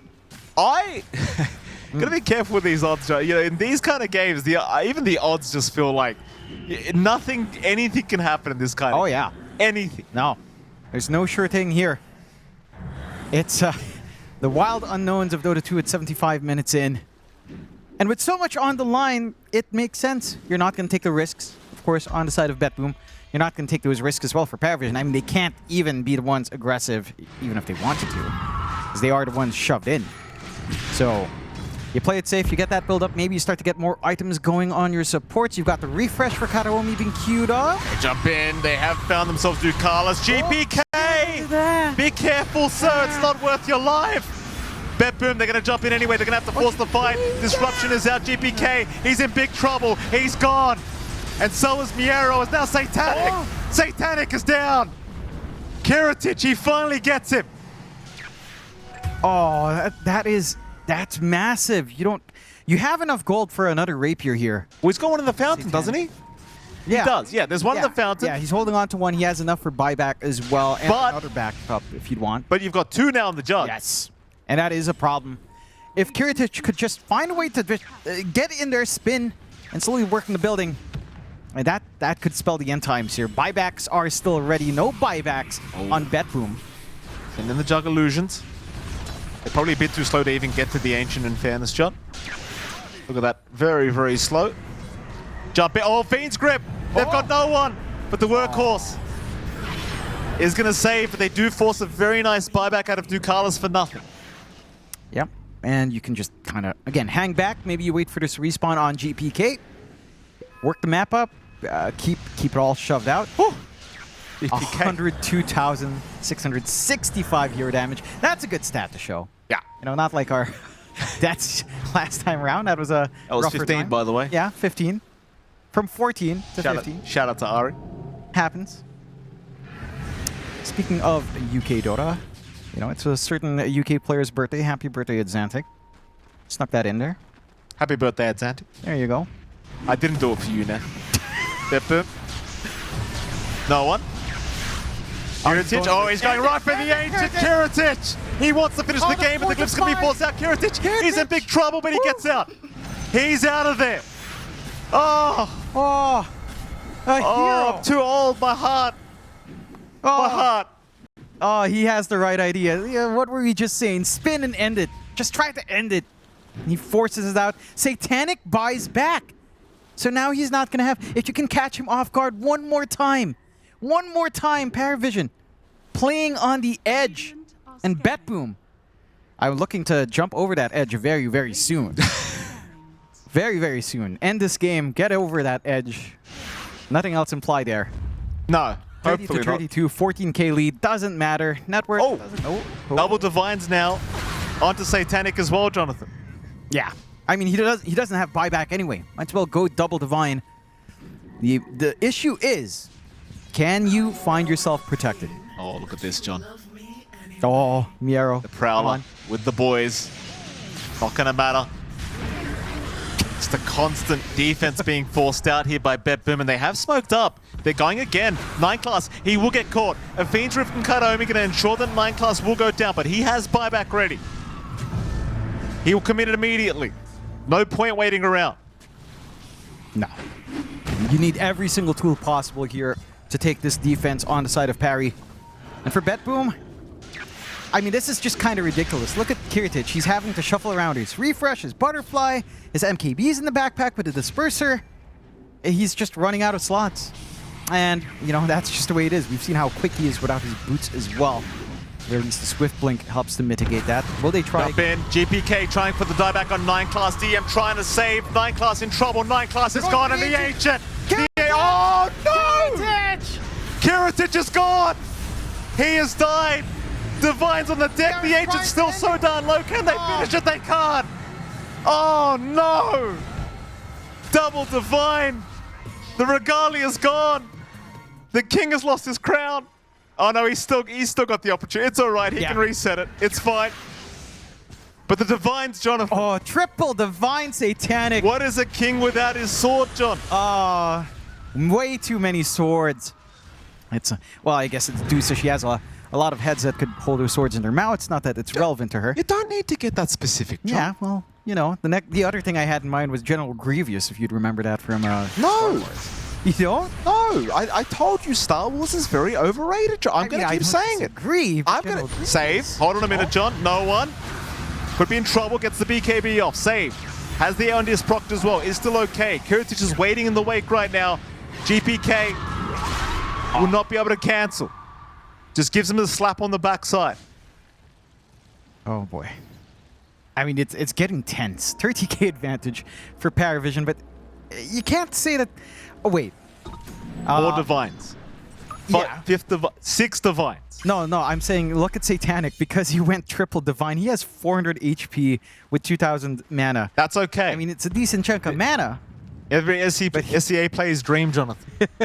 More attack. Oh boy. Never defend. Uh-oh, GPK. Be careful, sir. It's 2v5, or rather 3v5 right now. He's trying his best to buy time.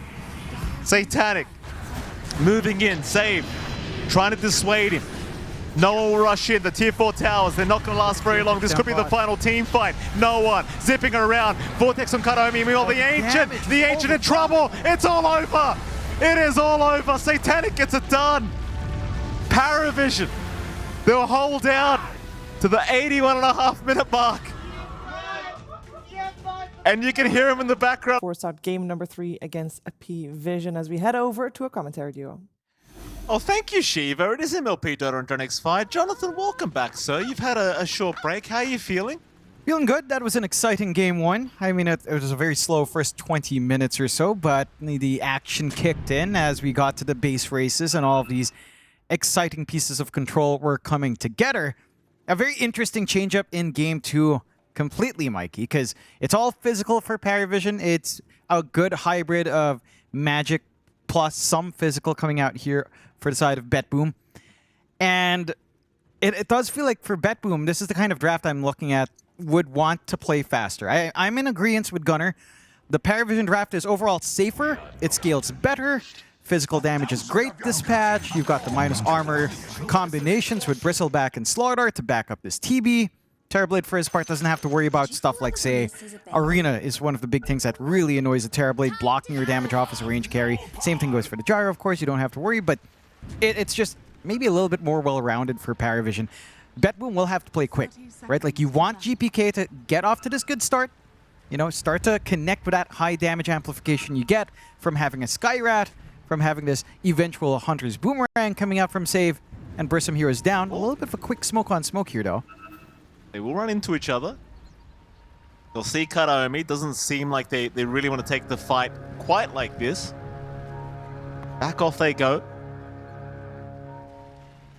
Should be a 2-for-2 start anyway with their positioning, though GPK, no, he won't stick around for it. It is going to be a 2-for-2 start. As per always here between these two sides, so nice and even. Of course, even both the sides, all the players were tipping each other prior to us getting to the game as well, we should say. So, you know, even after such a long game, it seems like there's some It's good sportsmanship, Jonathan, between these two sides. Yeah, look, these two guys have to play against each other every single time, especially in the past when either one wouldn't get invited to events. They would be fighting in the qualifiers, although I don't think that was all too common, considering these two teams are probably in the top 6 in the world right now in terms of overall results at the very least.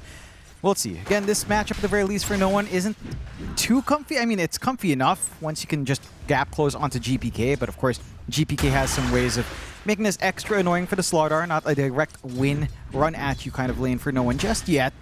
There is enough output from GPK, and the threat of Diabolic Edict, of course, with Misanthropy, going to hold you back a little bit. For GPK, very important for him to have a good early game. You want to get those connections with the silence up in your Skyrat, with that Ancient Seal, with a Boomerang later on if Save can find that timing at the 15-minute mark, or maybe hope for it on a Tormentor, and just run them down. There's some interesting ideas as well with GPK later on. Let's say the Ags coming in with Nihilism could be a really interesting way to go about it in terms of holding back physical damage. Whether or not you get that at a good time, though, before some Dispels are up, will remains to be seen. And peeking at those other lanes as well, of course. Up top, 9 class again on the Monkey King. DM this time on the Bristle. Same ideas for the tanky offlane, although 9 class. And 9 class has gotten a bit deep here. Kiritich going to happily punish him, and that'll be first blood. Kataomi is the one to secure, but nonetheless, BetBoom surely very happy with that. Yeah, I mean, they get the isolation. You step forward a little bit too much.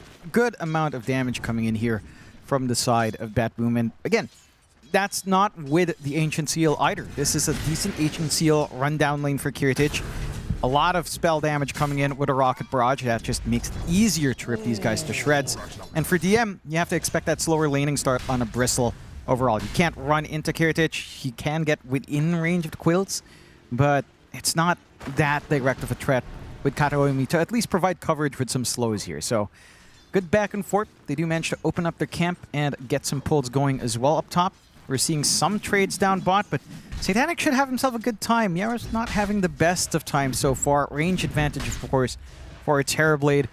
Very stable lane to play with. The combination of Reflection plus Dual Breath plus Liquid Frost or Fire does make it really easy to threaten onto Miero whenever meta's up. When it's down, a bit more manageable. I appreciate what they've done here in Parry, though. They've cut the tree line on the left. It's a bit more challenging for Save to look for the Bushwhack setups for Miero. Miero? Careful, sir. Reflection will come out. Ducalis, he did not actually have enough mana for a Dual Breath anyway. Miero, he's perfectly fine. GPK and no one, of course, going at it in the mid lane, and this is heavily favoring GPK right now. Currently about 7 CS ahead of the Slardar, and it doesn't seem like that's going to be slowing down anytime soon. Seems like GPK, he'll have a great old time here in this game 1, at least for the laning, game 2 rather, at least for this laning stage. Yeah, and again, it's to be expected. I mean, we've talked about Noan and what he can do in unfavorable matchups. This is probably one of the harder ones to try to counterplay against, because all GPK has to do is step away, and he's fine.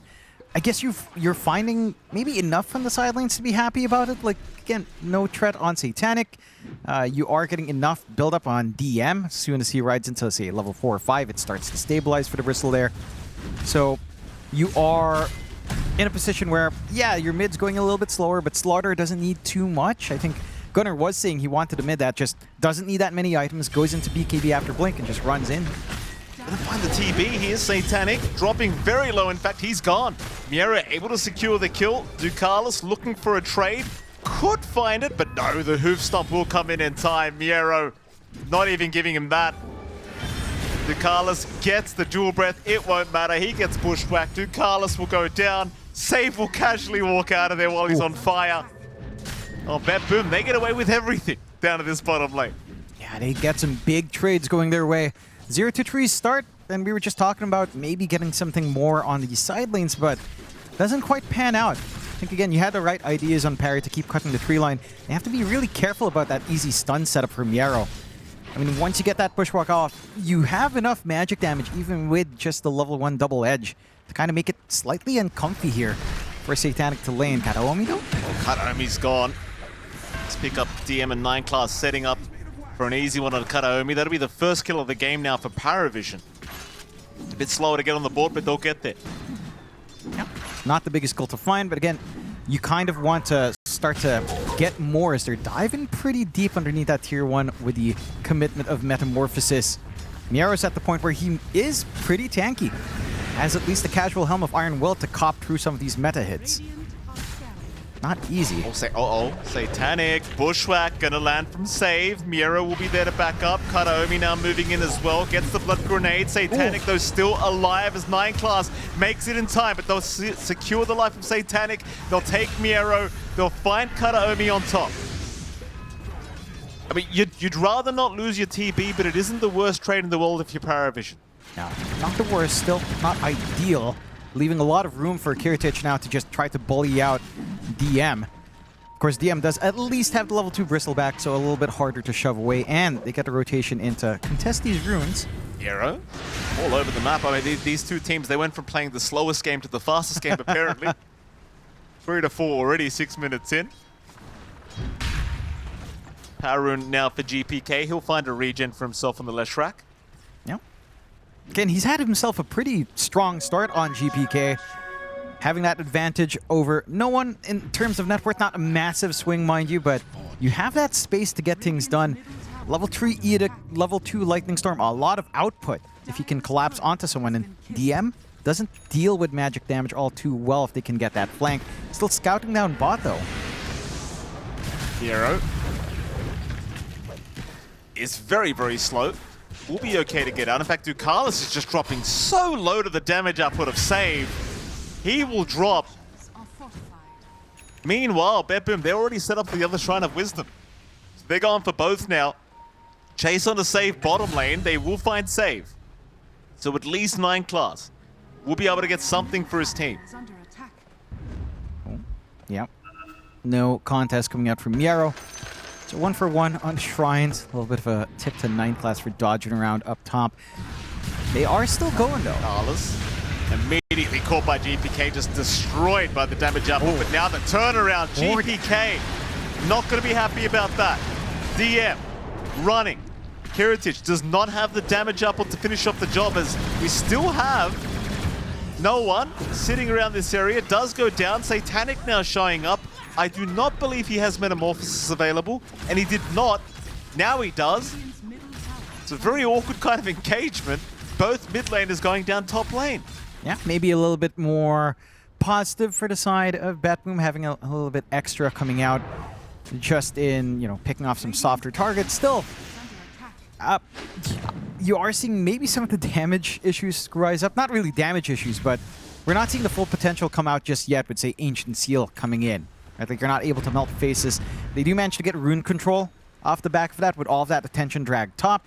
They get to regroup mid. DM playing on the edge, which is clearing out some camps, but no one's going to be able to contest him. Although the scan is there, and Kataomi's working his way into that spot. He could actually kill him if he's not careful. He could, oh, DM. Oh, wow. Oh, no. Oh. He's running. DM. Nah, he's got no chance. No. Kataomi, very nice timing. 9 class. Gonna miss out. Save will hand the tip over. 9 class will keep tabs, but it's all too late. He can't hope to get the Skywrath Mage. And BetBoom, again, off to a fantastic start here in this game number 2. 5 to 8. Net worth lead still sitting the way of PARIVISION, though, because Satanic apparently just can't be low in net worth. No. This guy, he just gets a bit of extra gold every couple seconds. Yeah, we've seen that ever since his debut, you know, in his first year in Pro Dota. He's been very consistent under even high-pressure environments to still work that map. And to be fair to BetBoom, the pressure is on them to play fast, right? Like, they've got to play quick. Their lineup is the one that's reliant on magic. For the most part, they catch no one. Oh, they have got no one. No one going for a run. They had the Stampede anyway, though. No one is going to go down. EPK very happy to take that life away. BetBoom now claiming the net worth lead. The GPK just rushing a Rod of Athos as well, wanting to be active very early.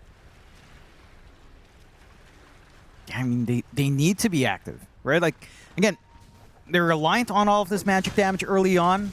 It can easily answer onto Satanic. This is the point in the game in the next, I'd say, 10 minutes where Satanic's going to be very vulnerable to all of this output, even with, say, the Manta up to at least dispel some of the silences.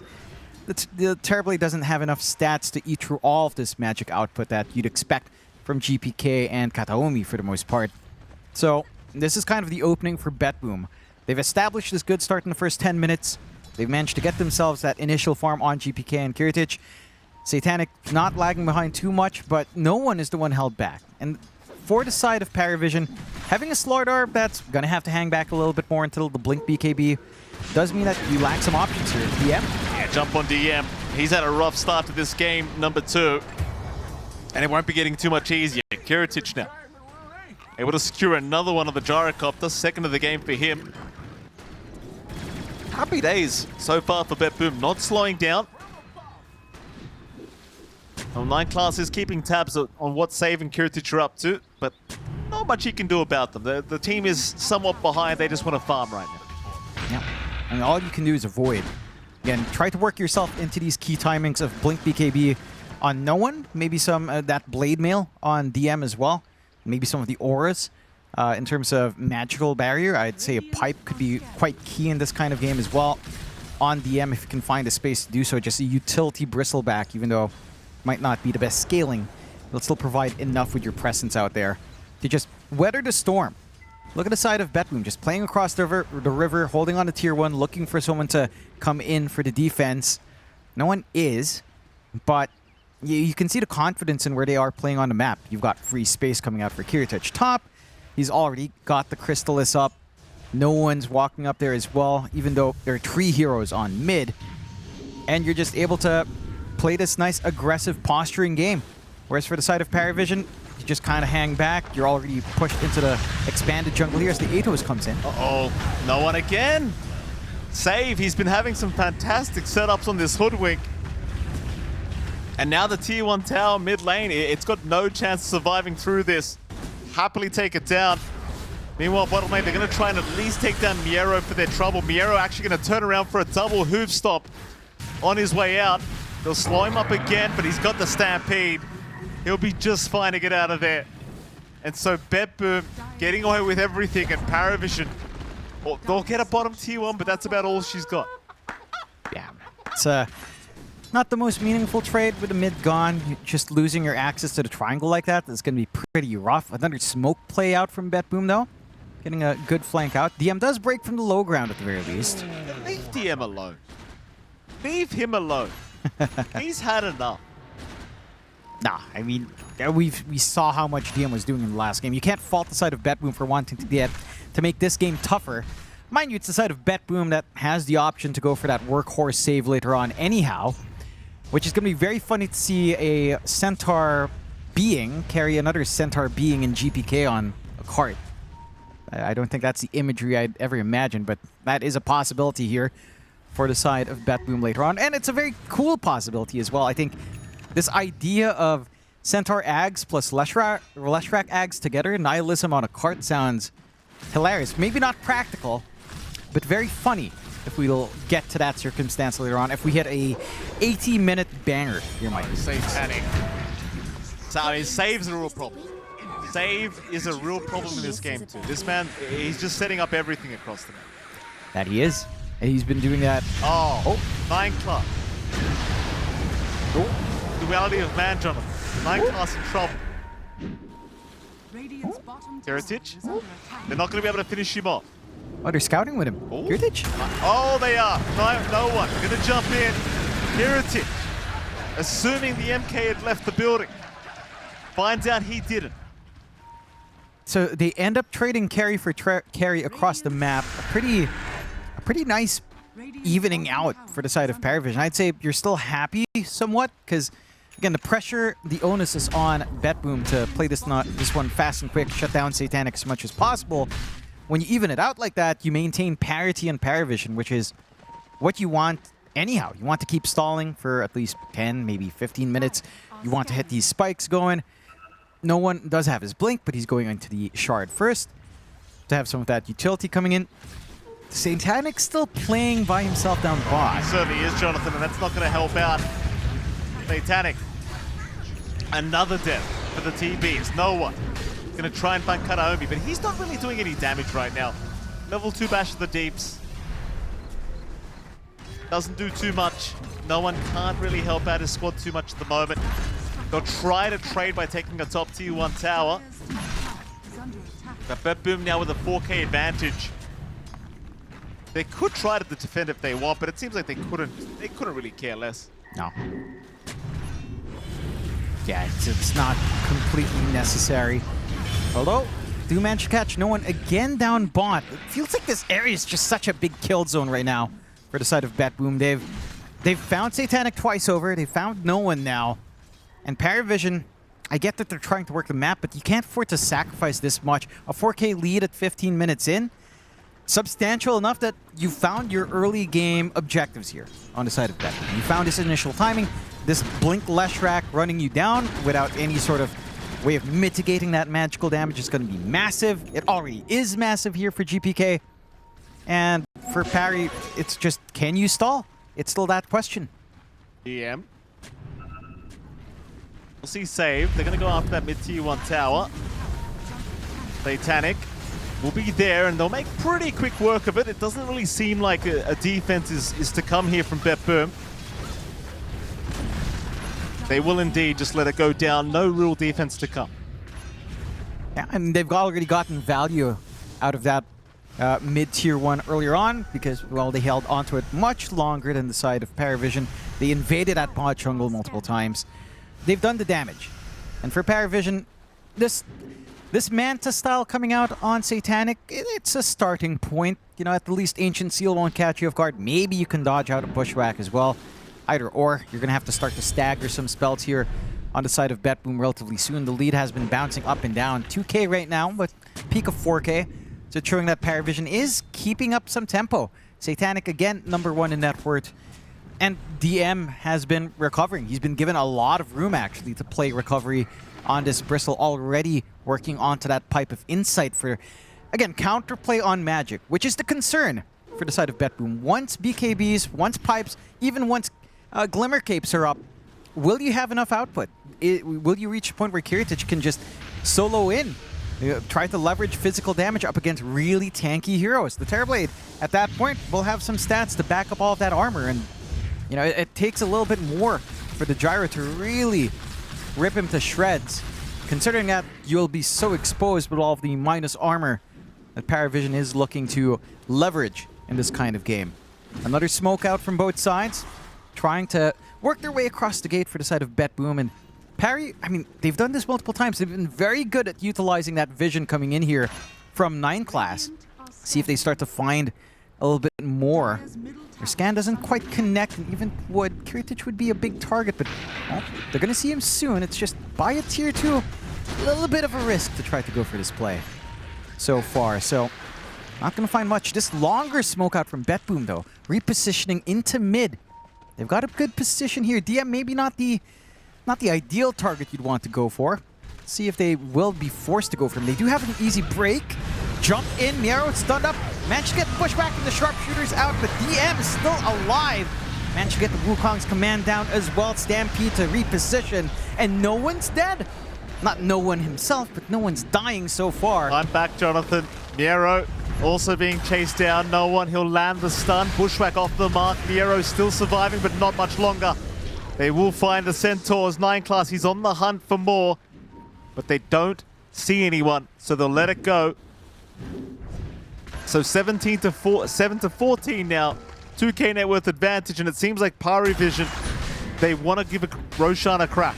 Yeah, and this is where it gets a little bit scary for the side of BetBoom. It looked like they had the good flank in. They were forced to kind of initiate onto DM, and then you get this good area denial coming out from 9 class. And from Ducalis, the Wukong's command on top, the Macro Pirate to cut off this access to Miero to help out find that kill on DM. And that's without the pipe. The pipe's finished now. You've got the barrier going.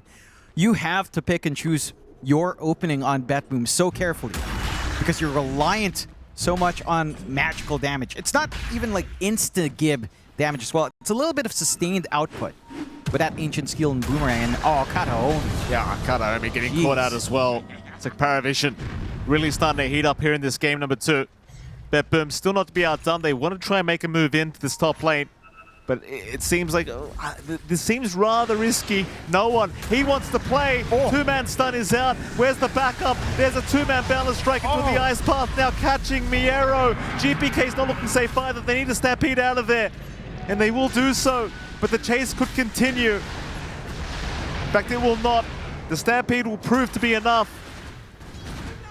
Close call though for BetBoom, and a risky fight to try and take. That it is, and you're seeing the issues kick in. GPK ran up, tried to turn on the Pulse Nova, pop that Diabolic Edict. The damage, it wasn't spectacular.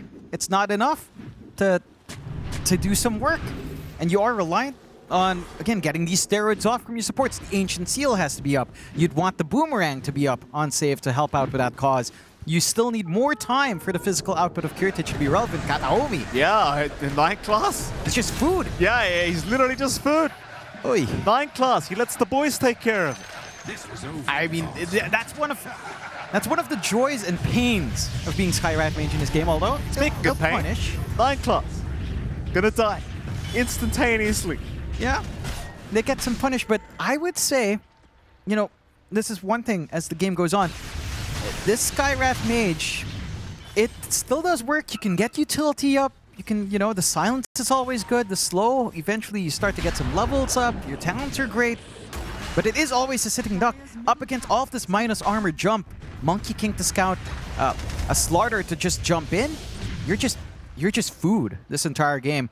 Once you're past that laning point where, you know, PARIVISION are playing safer. Net worth leads slightly towards BetBoom, but you're not far behind in PARIVISION whatsoever at all. Maybe some of that is just down to a support net worth difference. 9th class is eking out a little bit of an advantage along with Satanic, of course, having himself a Satanic game, as per always. I am keen on seeing whether or not GPK and his Axe timing will do work, because that will align with some BKB timings coming in. No one's going for his own BKB. Satanic obviously going to hold out a little bit longer on his own, but that Nihilism can help to solve some issues. It's a soft disarm onto these physical cores. It's damage amp for magic here for GPK, tied in with, again, this potential for Boomerang and Ancient Seal. It can start to feel good. The question is, will it come out quick enough? As in PARIVISION, it feels like the tools are lining up. You know, pipe up Crimson next for DM. Again, BKB for no one part away. And once you're at that BKB point, well, you'll have some issues with trying to contend with a Slaughter on the front line at the very least.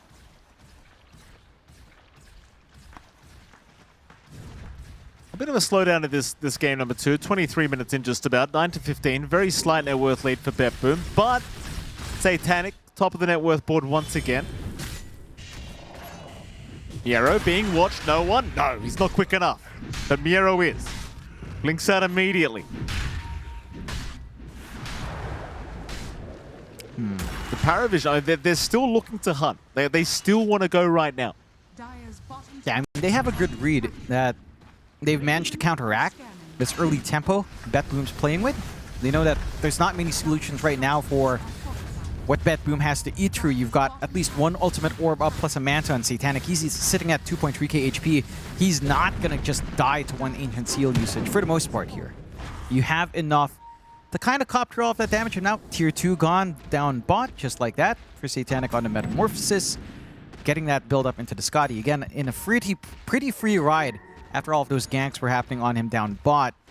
The BKB just about 360 gold away now for no one. And for the side of BetBoom, I mean, this is rather fascinating. They're kind of going all in on this concept. We've got the Revenant's Brooch actually being built up by Kiritich over something like the Daedalus.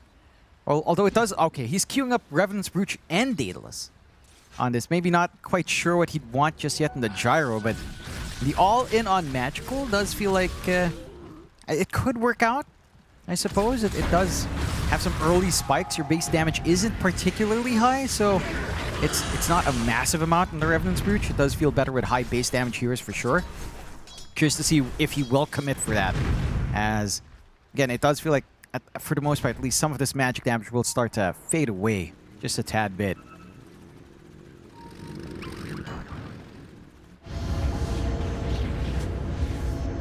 BetBoom still just farming the triangle.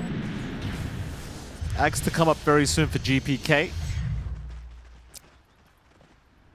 Just trying to make all the answers happen against old Satanic.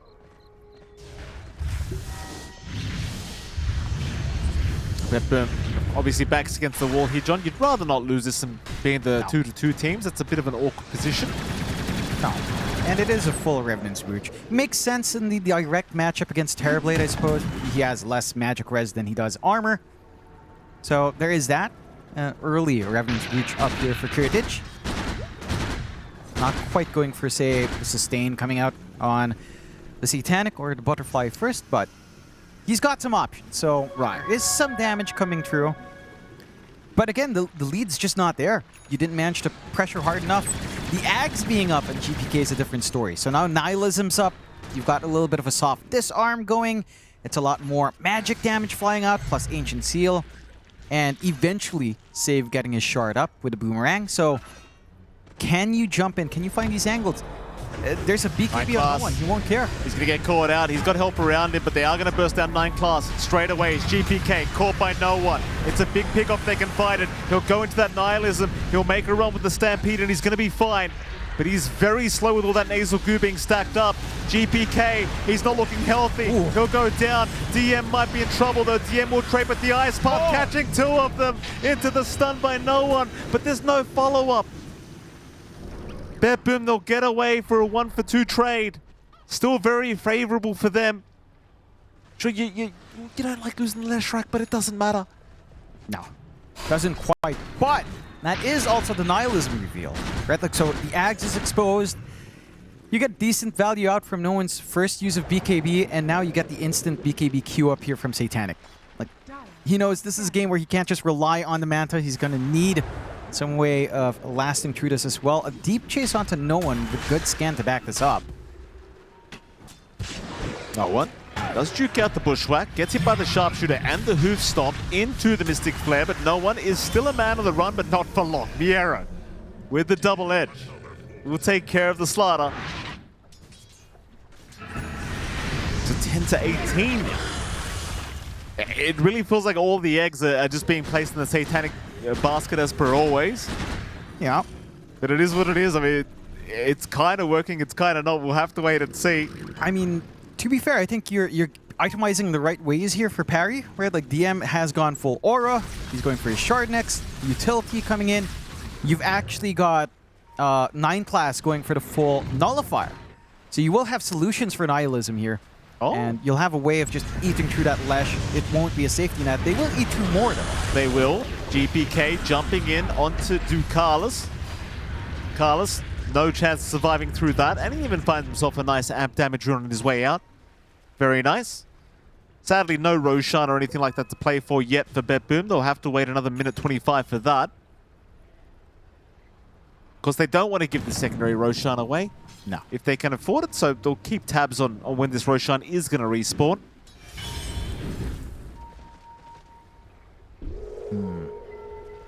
If you're BetBoom right now, again, when you get super confident here with Kiritich, the Satanic isn't too far off, the Reaver's already up, so you will have most of these pieces together soon. Is that enough to go face-to-face with Satanic? Probably not. I mean, it'll help, but there is an Eye of Skadi on Satanic. So it's down to, can you get enough going in your Satanic uptime to outlast Satanic? And it all just depends, again, on how these initiations break out. They've been very good. I think the pressure's actually on Save here, or on Miero, to get that good first connection. You get the follow-through control.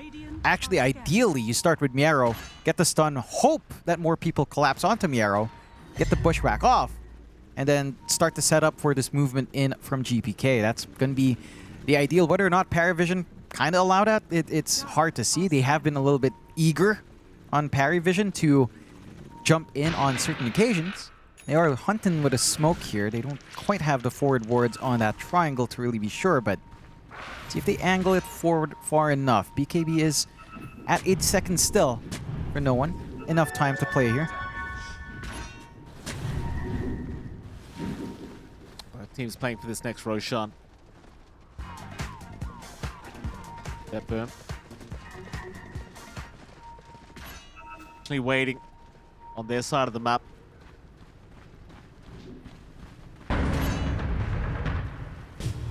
Jump it. Ooh, GPK. He'll get a haste sprint from himself. No punishment.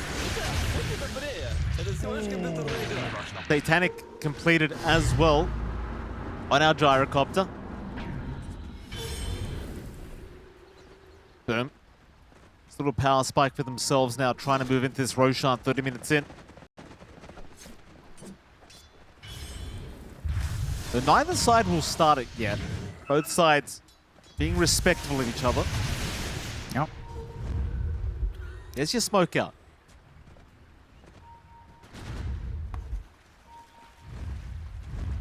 Smokers 4. And eventually Kiritic should join. PARIVISION, they're hanging around by the top lane, but they are somewhat split up. In fact, Satanic is just south of Save, and Save is going to run directly into it. Doesn't go for the jump in. In fact, they found a Skarath Mage for themselves. He's still walking his way out, but Kadomi is going to go down as they'll try to jump Dukalis. Dukalis will also drop. GPK now needing a way out, though he's being slowed up by this eye of Skadi. It's not looking good for GPK. He's down. Miero also on the run. Boundless. Oh, 9 class. A 3-man stun in the back. Holding everybody else back as Miero was still running. He's out of there, though. Kiritic. Can someone help Kiritic? He'll BKB up. He'll help him damn self. But Kiritic can't do it. It's too much. It is too much. Kataomi in the ghost form, but not for long. He'll be a real ghost now. And Satanic. Here's the thing, John. You've got this Satanic. I'm saying Satanic against Satanic. Yeah. The Gyrocopter's got a Satanic. Yeah. It's against the Skadi. Yeah. It doesn't feel as good. No. Even the Brooch doesn't feel as good. You know, it's TB late game. It is. And we're not even in the full depths of late game just yet here, Mike. It's still, in 32 minutes in, that's like early game in comparison to what we're seeing in our first game. Of course, opening up the opportunity for Roshan. I mean, it just goes back to what we've been discussing for the last, 20 minutes, where BetBoom does have some utility here. The Ags up, the Nihilism is pretty annoying. You've itemized against that really nice. The question of whether or not Kiritic could stand up to Satanic. Wait, is Satanic? Definitely not. No one's chasing Miero down, but no, he'll go for the dominated creep instead. He'll disassemble the Reverend's Brooch, but no, he doesn't. Reassembled. Okay. Yeah, disassembled, reassembled. I think he's trying to think. Kiritic is trying to decide. Does he want the magic damage, or does he want the Daedalus? Now, mind you, you are looking at here with 37 armor, with 70% physical res. The Revenant's Brooch is going to be higher DPS. It just doesn't feel good, and I think what's holding you back is that it's better on Terribly, yes, but you're not able to clean up the others as quick, right? Like you're not able to clean up Slaughter, you're not able to clean up the Monkey King, or even Dukalis is a little bit longer to kill with a flag. And that's why, John, instead of doing that, you get a Daedalus Divine Rapier. Yeah. That solves everything. That you would. 9 class. Gets spotted. Will go down. Satanic, though. He's going to find GPK again. The Nihilism is in. Miero jumps in with the Mystic Flare. Satanic, though, still healthy. Gets a Sunder out onto Miero. And now the double stun. No one. Reinitiating. Kiritic, he's still going to be able to get out of there, though. 9 class even brought back. Had he not, I'd say it was a favorable trade. Even with the buyback, if you're going to go high ground, I'd stay still great. Yep. And it seems like they will. Oh, no one. No one has found Save. Save's going to be okay to force stuff out of there. GPK, he'll jump in. Nihilism double bushwhack out. It's a lot of damage, but it's not enough damage. GPK for no one. Meanwhile, Satanic and Kiritic, the man fight. It's still Satanic who wins it. It's still Satanic. Bushwhack out. They'll try one more time. GPK, he'll jump in. He's almost got Satanic down, but he's got the secondary life anyway. And GPK. No. Or should I say GP kick? What is it, John? I will say the buyback from 9 class makes sense, not just because you're pushing up. They need that nullifier. That's your only answer to GPK standing forward Nihilism. It pays off dividends. It's a dieback coming out. Therefore, GPK, it's a free Rax. It could just end up being with more if you want to take that risk in Satanic. He will show respect, not having the backup of no one and the rest of his team. But they're 1 racks up now, 35 minutes in. A good sign for PARIVISION and for BetBoom. Again, this idea of the draft, the concept of this draft, just hasn't coalesced in the way they'd expect to. They needed to win the early game a little bit more. They needed to leverage this last rack with a winning matchup a lot more, but the matchup didn't feel like you won hard enough. No one was keeping up with this timing. And again, even though DM had a slower game, once the aura is up, it's just harder to play. 9 class is being scouted around. They are trying to find a monkey for themselves here. They may. Or they'll find a save. That's not a real TP. 9 class. He's out of it. Stampede across the map. Miero needs it. That's a lot of damage. Oh. With the Crimson card active. Meanwhile, 9 class. Still Shenanigans. 9 class, this is considered bullying, sir. That's not nice. Oh, save. 9 class. No one. They're on a save. Who's gonna save? Save. No one. No, well, you know, No. I see what you did, John. Very clever. There's been a lot of confusion. You know, Satanic playing up against Kiritich playing against Satanic with his Satanic. No one saving anyone. Mid just gone in that span as well as the side of BetBoom are trying to sneak a smoke. This is a Hail Mary fight. If this falls flat, you're likely just looking at Megas coming out. They need to find the right targets. Somehow, if you can isolate away Satanic, we've seen the magic damage. You need to bait out the BKB and the Manta somehow, but easier said than done. Their smoke does not amount to much. The sacrifice of the mid does not amount to much for BetBoom to play with. Smiley faces dropped, I do believe. And of course the tip from good old Ducalis. It's been a rough game for GPK. Yeah. You know, I mean, again, his mid matchup was good. Maybe not winning as much as you'd want in terms of net worth lead. EXP was certainly in his favor. He hits this Axe timing, he hits this Kaya timing. You're not able to really align it in the way you'd want to. You do at least, again, if you are able to just stand in front and the BKBs fade, the damage is there. The issue is, can you actually survive while waiting for the BKBs to fade away from PARIVISION? And the answer so far has been no. They've not been able to survive. Lots of Poogie crying stickers on the map as well, up top, as they are all roaming about. There's a lot of sticker usage so far, right by there. And I cannot see any item that fixes this. Like, yes, the Divine Rapier is going to be great in Kiritich. I don't know if it is, John. There's 3 Pirate Cloaks now on PARIVISION. Yes. They're all just going to stand there under the flak cannon. Okay, wait, but Yeah. but think about it. They've got Workhorse, right? Sure. It's just like the same idea as the DOTA last time. Okay. You know, in fact, Gyrocopter like a pseudo DOTA. So there you go. The issue is, yeah, you just Pirate Cloak, let's say you Pirate Cloak, I don't know, any of the supports will just melt. So that's going to be hilarious once the Divine's up. Heck, you Pirate Cloak GPK, and it could be a little bit funny. You know, literally anyone shows up when GPK jumps in, Pirate Cloak them, and, well, GPK would be killing his team. And you really can't do much about that. How great's that? That'd be funny. I love it. I actually really do love Pirate's Cloak. Plus, Blade Mail, oh, it's so funny. It is fun. It is so funny when you can play that. Good game design. Great games. I hope they don't take that out. Miero. Oh. Uh-oh. Miero's in trouble. He'll get the Warhorse to try and run. And he will successfully be able to do so. 1 lane of barracks left down in the bottom lane. Divine Rapier has been picked up. No more messing around, Jonathan. Oh boy. It's without the Daedalus, though, mind you. It's just a Crystallis here. Be careful. Those Pirate Cloaks. Oh yeah. There could be a pretty disastrous event for BetBoom. Could be very funny. I mean, got Hiomi Pirate Cloaked up while getting hit by Divine on anyone else. Like, he's just dead. They'll smoke up. This is the all-in play. I mean, you're just dropping the Gs if this does not work out. But they're not going to venture out. They'd rather go high ground. PARIVISION seem to be well aware that the smoke is incoming. They haven't got a creep wave down bottom anyway. No. So ultimately, the smoke's not really going to pan out to too much. Doesn't really matter, though. It's just another day for them to live. Yeah. Give a bit of time for the Daedalus pickup of Kiritich. I mean, we're at the point in the game where 9 class is basically a pseudo core, going for his own Scotty now, has his own BKB at 9 seconds. Like, this Monkey King has been able to scale up pretty darn well. And I think for BetBoom, I'm trying to see what helps their game here. They've got the Sight of Vice being farmed up by Kataomi, a long ways off, a little bit of a pipe dream there for him. They've got Lotus Orb for save, which maybe is a little bit more realistic to come online. Shiva's from Yara still quite some time away. The Shard from GPK can kind of make this high ground siege annoying on the last set of racks.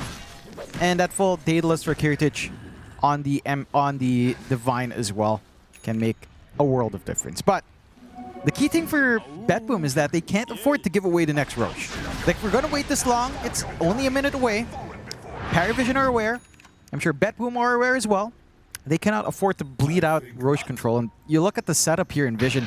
2 wards watching onto that bottom pit. It's going to be a daytime Roche. They're ready on the side of PARIVISION to take this to close the game. Absolutely. So they should be. 50 seconds before the Roshan does respawn.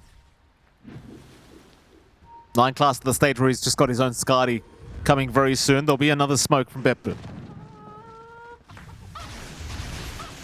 They still haven't got that Daedalus on Kiritich. Soon.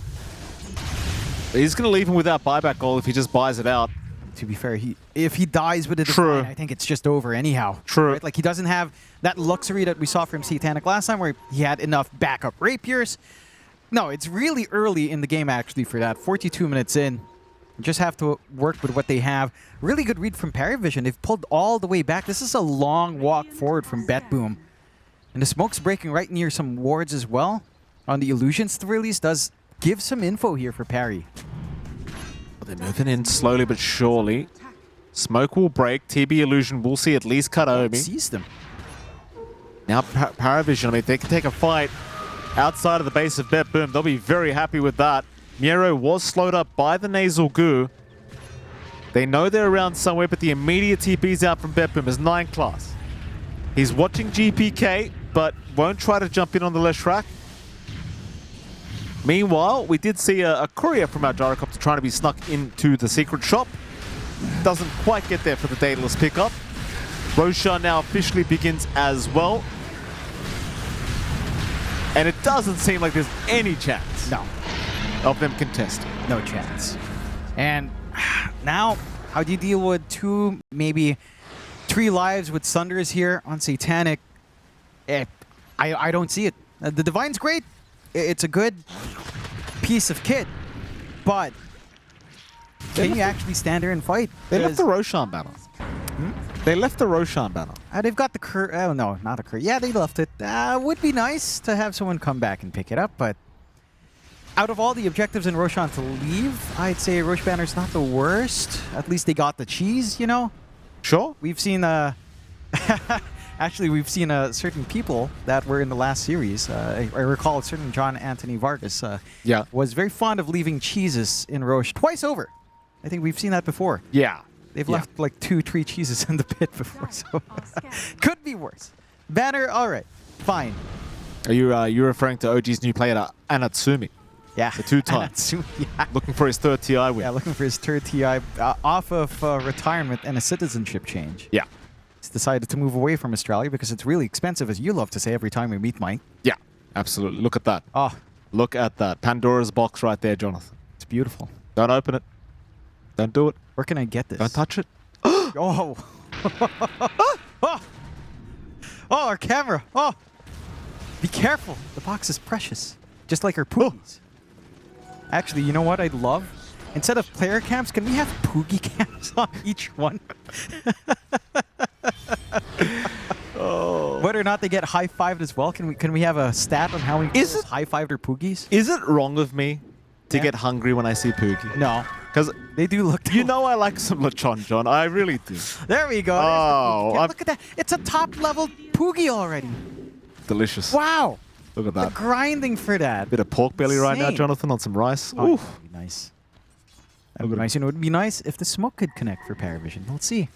9 class again, providing that forward vision. The Monkey King is doing so much work. Oh, look, they prance around too. It's so cute when they prance around. Oh. I could never eat you, Poogie. Ducalis' Poogie is the one that's maximized. Jeez. Oh, Ducalis has the max. Of course he does. Of course he does. No one jump in. Kiritic, don't die, Kiritic. The workhorse, it'll save. We can't lose the Divine, but Miero's died to the Pirate Cloaks. Kiritic, you're killing your own horse. Oh, no one. Oh, no one. He's going to get caught out. Is this lore accurate, John? They're killing the horse first. Yeah. Before the carriage collapses. And that's what you've got to do. Once the horse is loose, the cart does nothing, you know? They do have the right ideas. They did take a tier 3 in exchange for no one's life. He does still have cheese. Your issue here is, in the time to reset, the workhorse is back up. Like, it's such a short cooldown for what it does. So you're not able to capitalize on this opening just yet on the side of PARIVISION. And you did just pop Metamorphosis and BKB. So it's not comfy for PARIVISION. You've successfully stalled out here on the side of BetBoom, but can PARIVISION just find that opening if Kiritic is alone? Yeah, he's been caught out. Kiritic, be careful, sir. Kiritic, he'll BKB, he'll go for the man fight. 9 classes down, he'll find DM. Can he keep it going? There's your workhorse out. Miero, he'll have to be the target. PARIVISION, they're buying back on everyone. But BetBoom, they get away with murder. 2 buybacks, 9 class down without buyback, and they have not lost Kiritic. No, and they forced out, again, another usage out of Metamorphosis. And the BKB even. It's not comfy for PARIVISION. They've committed so much. They haven't really found anything. Stampede's going to come off cooldown. Workhorse is off cooldown. Like, this is just way too low of a cooldown on Workhorse, man. 24 seconds for 8 seconds of invulnerability on your carry. It's just a lot to overcome. And you can see the issues as well. Once the pieces fall apart for PARIVISION, you remove no one from the equation. Corrosive Haze isn't there. The output of Satanic, it's not enough. You need no one to be around. So he's got to be very cautious as to when he fully commits for these deeper dives, because without that AC aura plus Corrosive Haze, Satanic does have some trouble ripping these heroes to shreds. Sure does. And so we're... It could be another one of those games. You're starting to feel like it's going to be another one of those ones. It could be. I mean, this is a Divine Rapier Gyrocopter, with potentially one more being made with a disassembly here. Has Satanic queued one up yet? It's still too early for Satanic. No, he won't bother yet. Not yet. But you have a secondary ready for Kiritic, I do believe. No, he's just reassembled. All right. His courier did die as well. But I believe the idea was to try to get that Divine with his good use of the Chop Shop here. For good old Kiritic. Getting all of those disassemblies off. But yeah, he has that option to go for the Divine if he'd want. He is queuing up instead and committed to the Swift Blink. So trying to get himself in and out in the middle of these engagements could be nice. You already have that level 25 up on no one, with Corrosive Haze being undispellable. It's a pretty big step forward. And again, it's one big part as to why no one is pretty key to all of this, as he is the main damage steroid coming out for Satanic. Satanic as well, at 26, has a very long Metamorphosis duration. And yeah, it's reaching that point, Mike. It's you and I casting, so how are you looking forward to the next 30 minutes here? I'm looking forward to it, Jonathan. I'm with you. You know. Yeah. We're in a room together. It's a nice room. It's a big room. We're pretty far apart. We are, thankfully. Lots of personal space. MKB built up now in our gyrocopter. Are you hungry, Jonathan? Not really, actually. Have you ate some lunch? I did. I had myself... what did I say I had? I had risotto. Risotto. Yes. Some mushroom risotto, Mike. It was lovely. Could have used a little salt. Yeah, I mean, you said it was unseasoned, Jonathan. Yeah, I mean, look, the cheese, you could taste the cheese, you could taste the mushrooms, but it wasn't accentuated. You know, you need to accentuate. I mean, you didn't need to tell off the delivery driver. No, I didn't. Well, you did. I mean, you started shouting him like Gordon Ramsay. I was alone. I didn't see you upstairs. Well, why'd you get the loaf of bread out and call him an idiot sandwich, John? It wasn't very... It was, you know, it's not his job to cook the damn food. Yeah, I know. Sometimes I go over the line. You know? Bit of a donkey, John. Yeah. You ask me. You know, look, I'm from Southeast Asia. We go over the line sometimes. It's fine. Could you put some pants on? Anyway, BetBoom. I don't know what to tell you. I can't afford pants. It's just... I checked my wallet. There's no pants. Smoke, though. We've got those. 5-man smoke, indeed. BetBoom. Oh. Oh, no one. He's found the big target. Kiritic.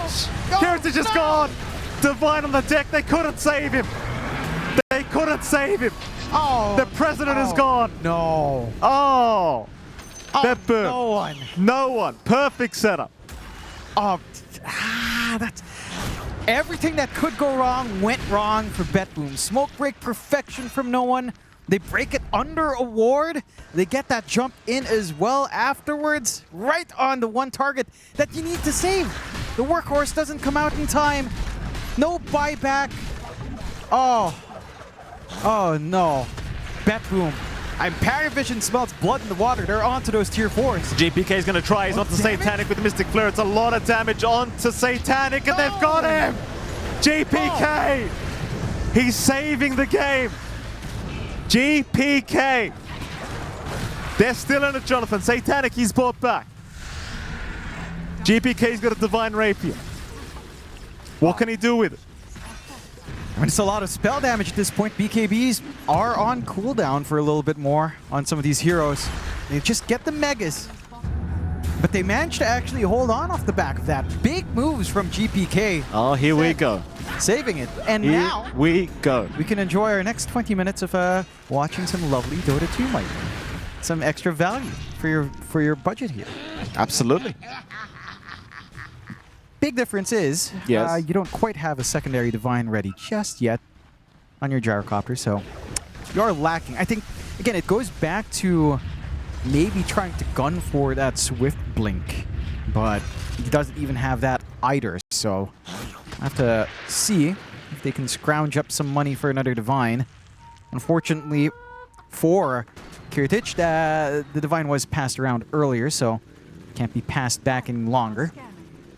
And Roshan is up. Parry are in position to take it themselves. They still maintain those triangle wards. And they should be able to just go for it. Nice little Lincolns pick up the save here on GPK, but I'd say it's easy enough to break. You have a lot of options to break here on the side of Parry, but that will block off some Sunder saves. That might catch Satanic off guard. At this state of the game, catching people off guard is one key thing. Turn things around. We actually have 5 Pyrrhic Cloaks here. That's insane. 5. 5 of them. Roshan will go down. Refresh the shard. Cheese, all of it. 93% win probability. Where have I seen this before, John? Oh, we see it all the time. You know, just make us cast qualifiers, and we'll be there for 5 hours. Yeah. Yeah. For a single series. You know, we can get that done. We've seen those odds before. Shout out to Talon. You know, wherever they are now. John. That specifically was a G2 IG Azure for 5 hours. Oh, I don't remember anymore, John. It's been that long. You've wiped it off memory. No. We get TI main stage. We get the longest game in history. Game, yeah, that's lovely. I'm pretty sure our observers love us. Oh, our observers. Yesterday, they got us out of here early. Oh, yeah. I told them Yeah, nothing PvP. comes for free. No. You think you beat the MLP John Curse. You didn't. It's just going to come back double as bad. I mean, we're holding families hostage here, Jonathan. They just can't leave. No. The whole star, they're just hostage. They can't leave. The studio remains closed until the series is done. And we could get ourselves a Game 3. 7% chance of it, but you never know. You never know. You throw hard enough and things can happen. What hopium do we have here? Let's see. Divine being queued up again for Kiritich. I think the best hopium is the fact that this literally happened in game 1. Yeah. And PARIVISION ended up somehow sneaking it away. Right. So this time BetBoom's in PARIVISION's position. Yes. They have the workhorse. Yes. They have the same tools to get it done. So and they could. Run, Poogie. No one's high-fiving their Poogies, man. Look at that. There you go. Save. That's a good guy there. High-five your Poogies, guys. Don't forget. They're there for you. You're their entire world. What if this is all a bait by Valve? Yeah. What if? Think about this. What? What if Yeah. they release a way to kill the Poogies? No. Right? No. And you can get a restorable, like you can restore some HP or something. No. Think about it, John. No. I'm not even going to entertain that. A plate of lechon? Well, yeah, I like lechon, but this is a cochinillo. And, you know, they tend to be more expensive. The suckling pigs? Yeah. They're even tastier. Yeah, but I don't want to see them alive. I just want to be served them cooked. I wouldn't eat this. No. They're too cute. Look at them. I'm just staring at it. There's literally nothing else going on besides these poogies. And, of course, the valiant hold, the heroic hold of BetBoom. It's Parry. Have eaten through quite a duration of their ages. 2 minutes left. They're smoked up, though. Can they find that flank angle? Can they find a way to end? GPK. Be careful, sir. You've got a Divine Rapier, GPK. Be careful. DM. Gets the hell out. BKB forced out from DM. They're still looking to move in here, PARIVISION. That they will no one. Jumps in. He's found the gyrocopter Kiritich, but the workhorse is going to save his life once again. Tier 4 towers, however, being focused. PARIVISION, they do not want this game to go on. GPK! Oh! Jumps right into his death. Loses the Divine. He's lost the Divine, handed it right to the loving arms of Satanic. And Satanic's onto the Ancient. He's ignoring the team fight. Kiritich, you can find 9 class, but your buildings are just getting destroyed right now. They're still going. Ancient's still exposed. They'll pop the Nihilism again, but GPK, he'll die another time. Immediate dieback, and they've got safe down to Bone. And there goes Kiritich. PARIVISION will get the GG call they've been looking for. 56.5 minutes in. Look at those happy faces, Jonathan. Oh. The tables are safe today. That they are, and those are happy faces for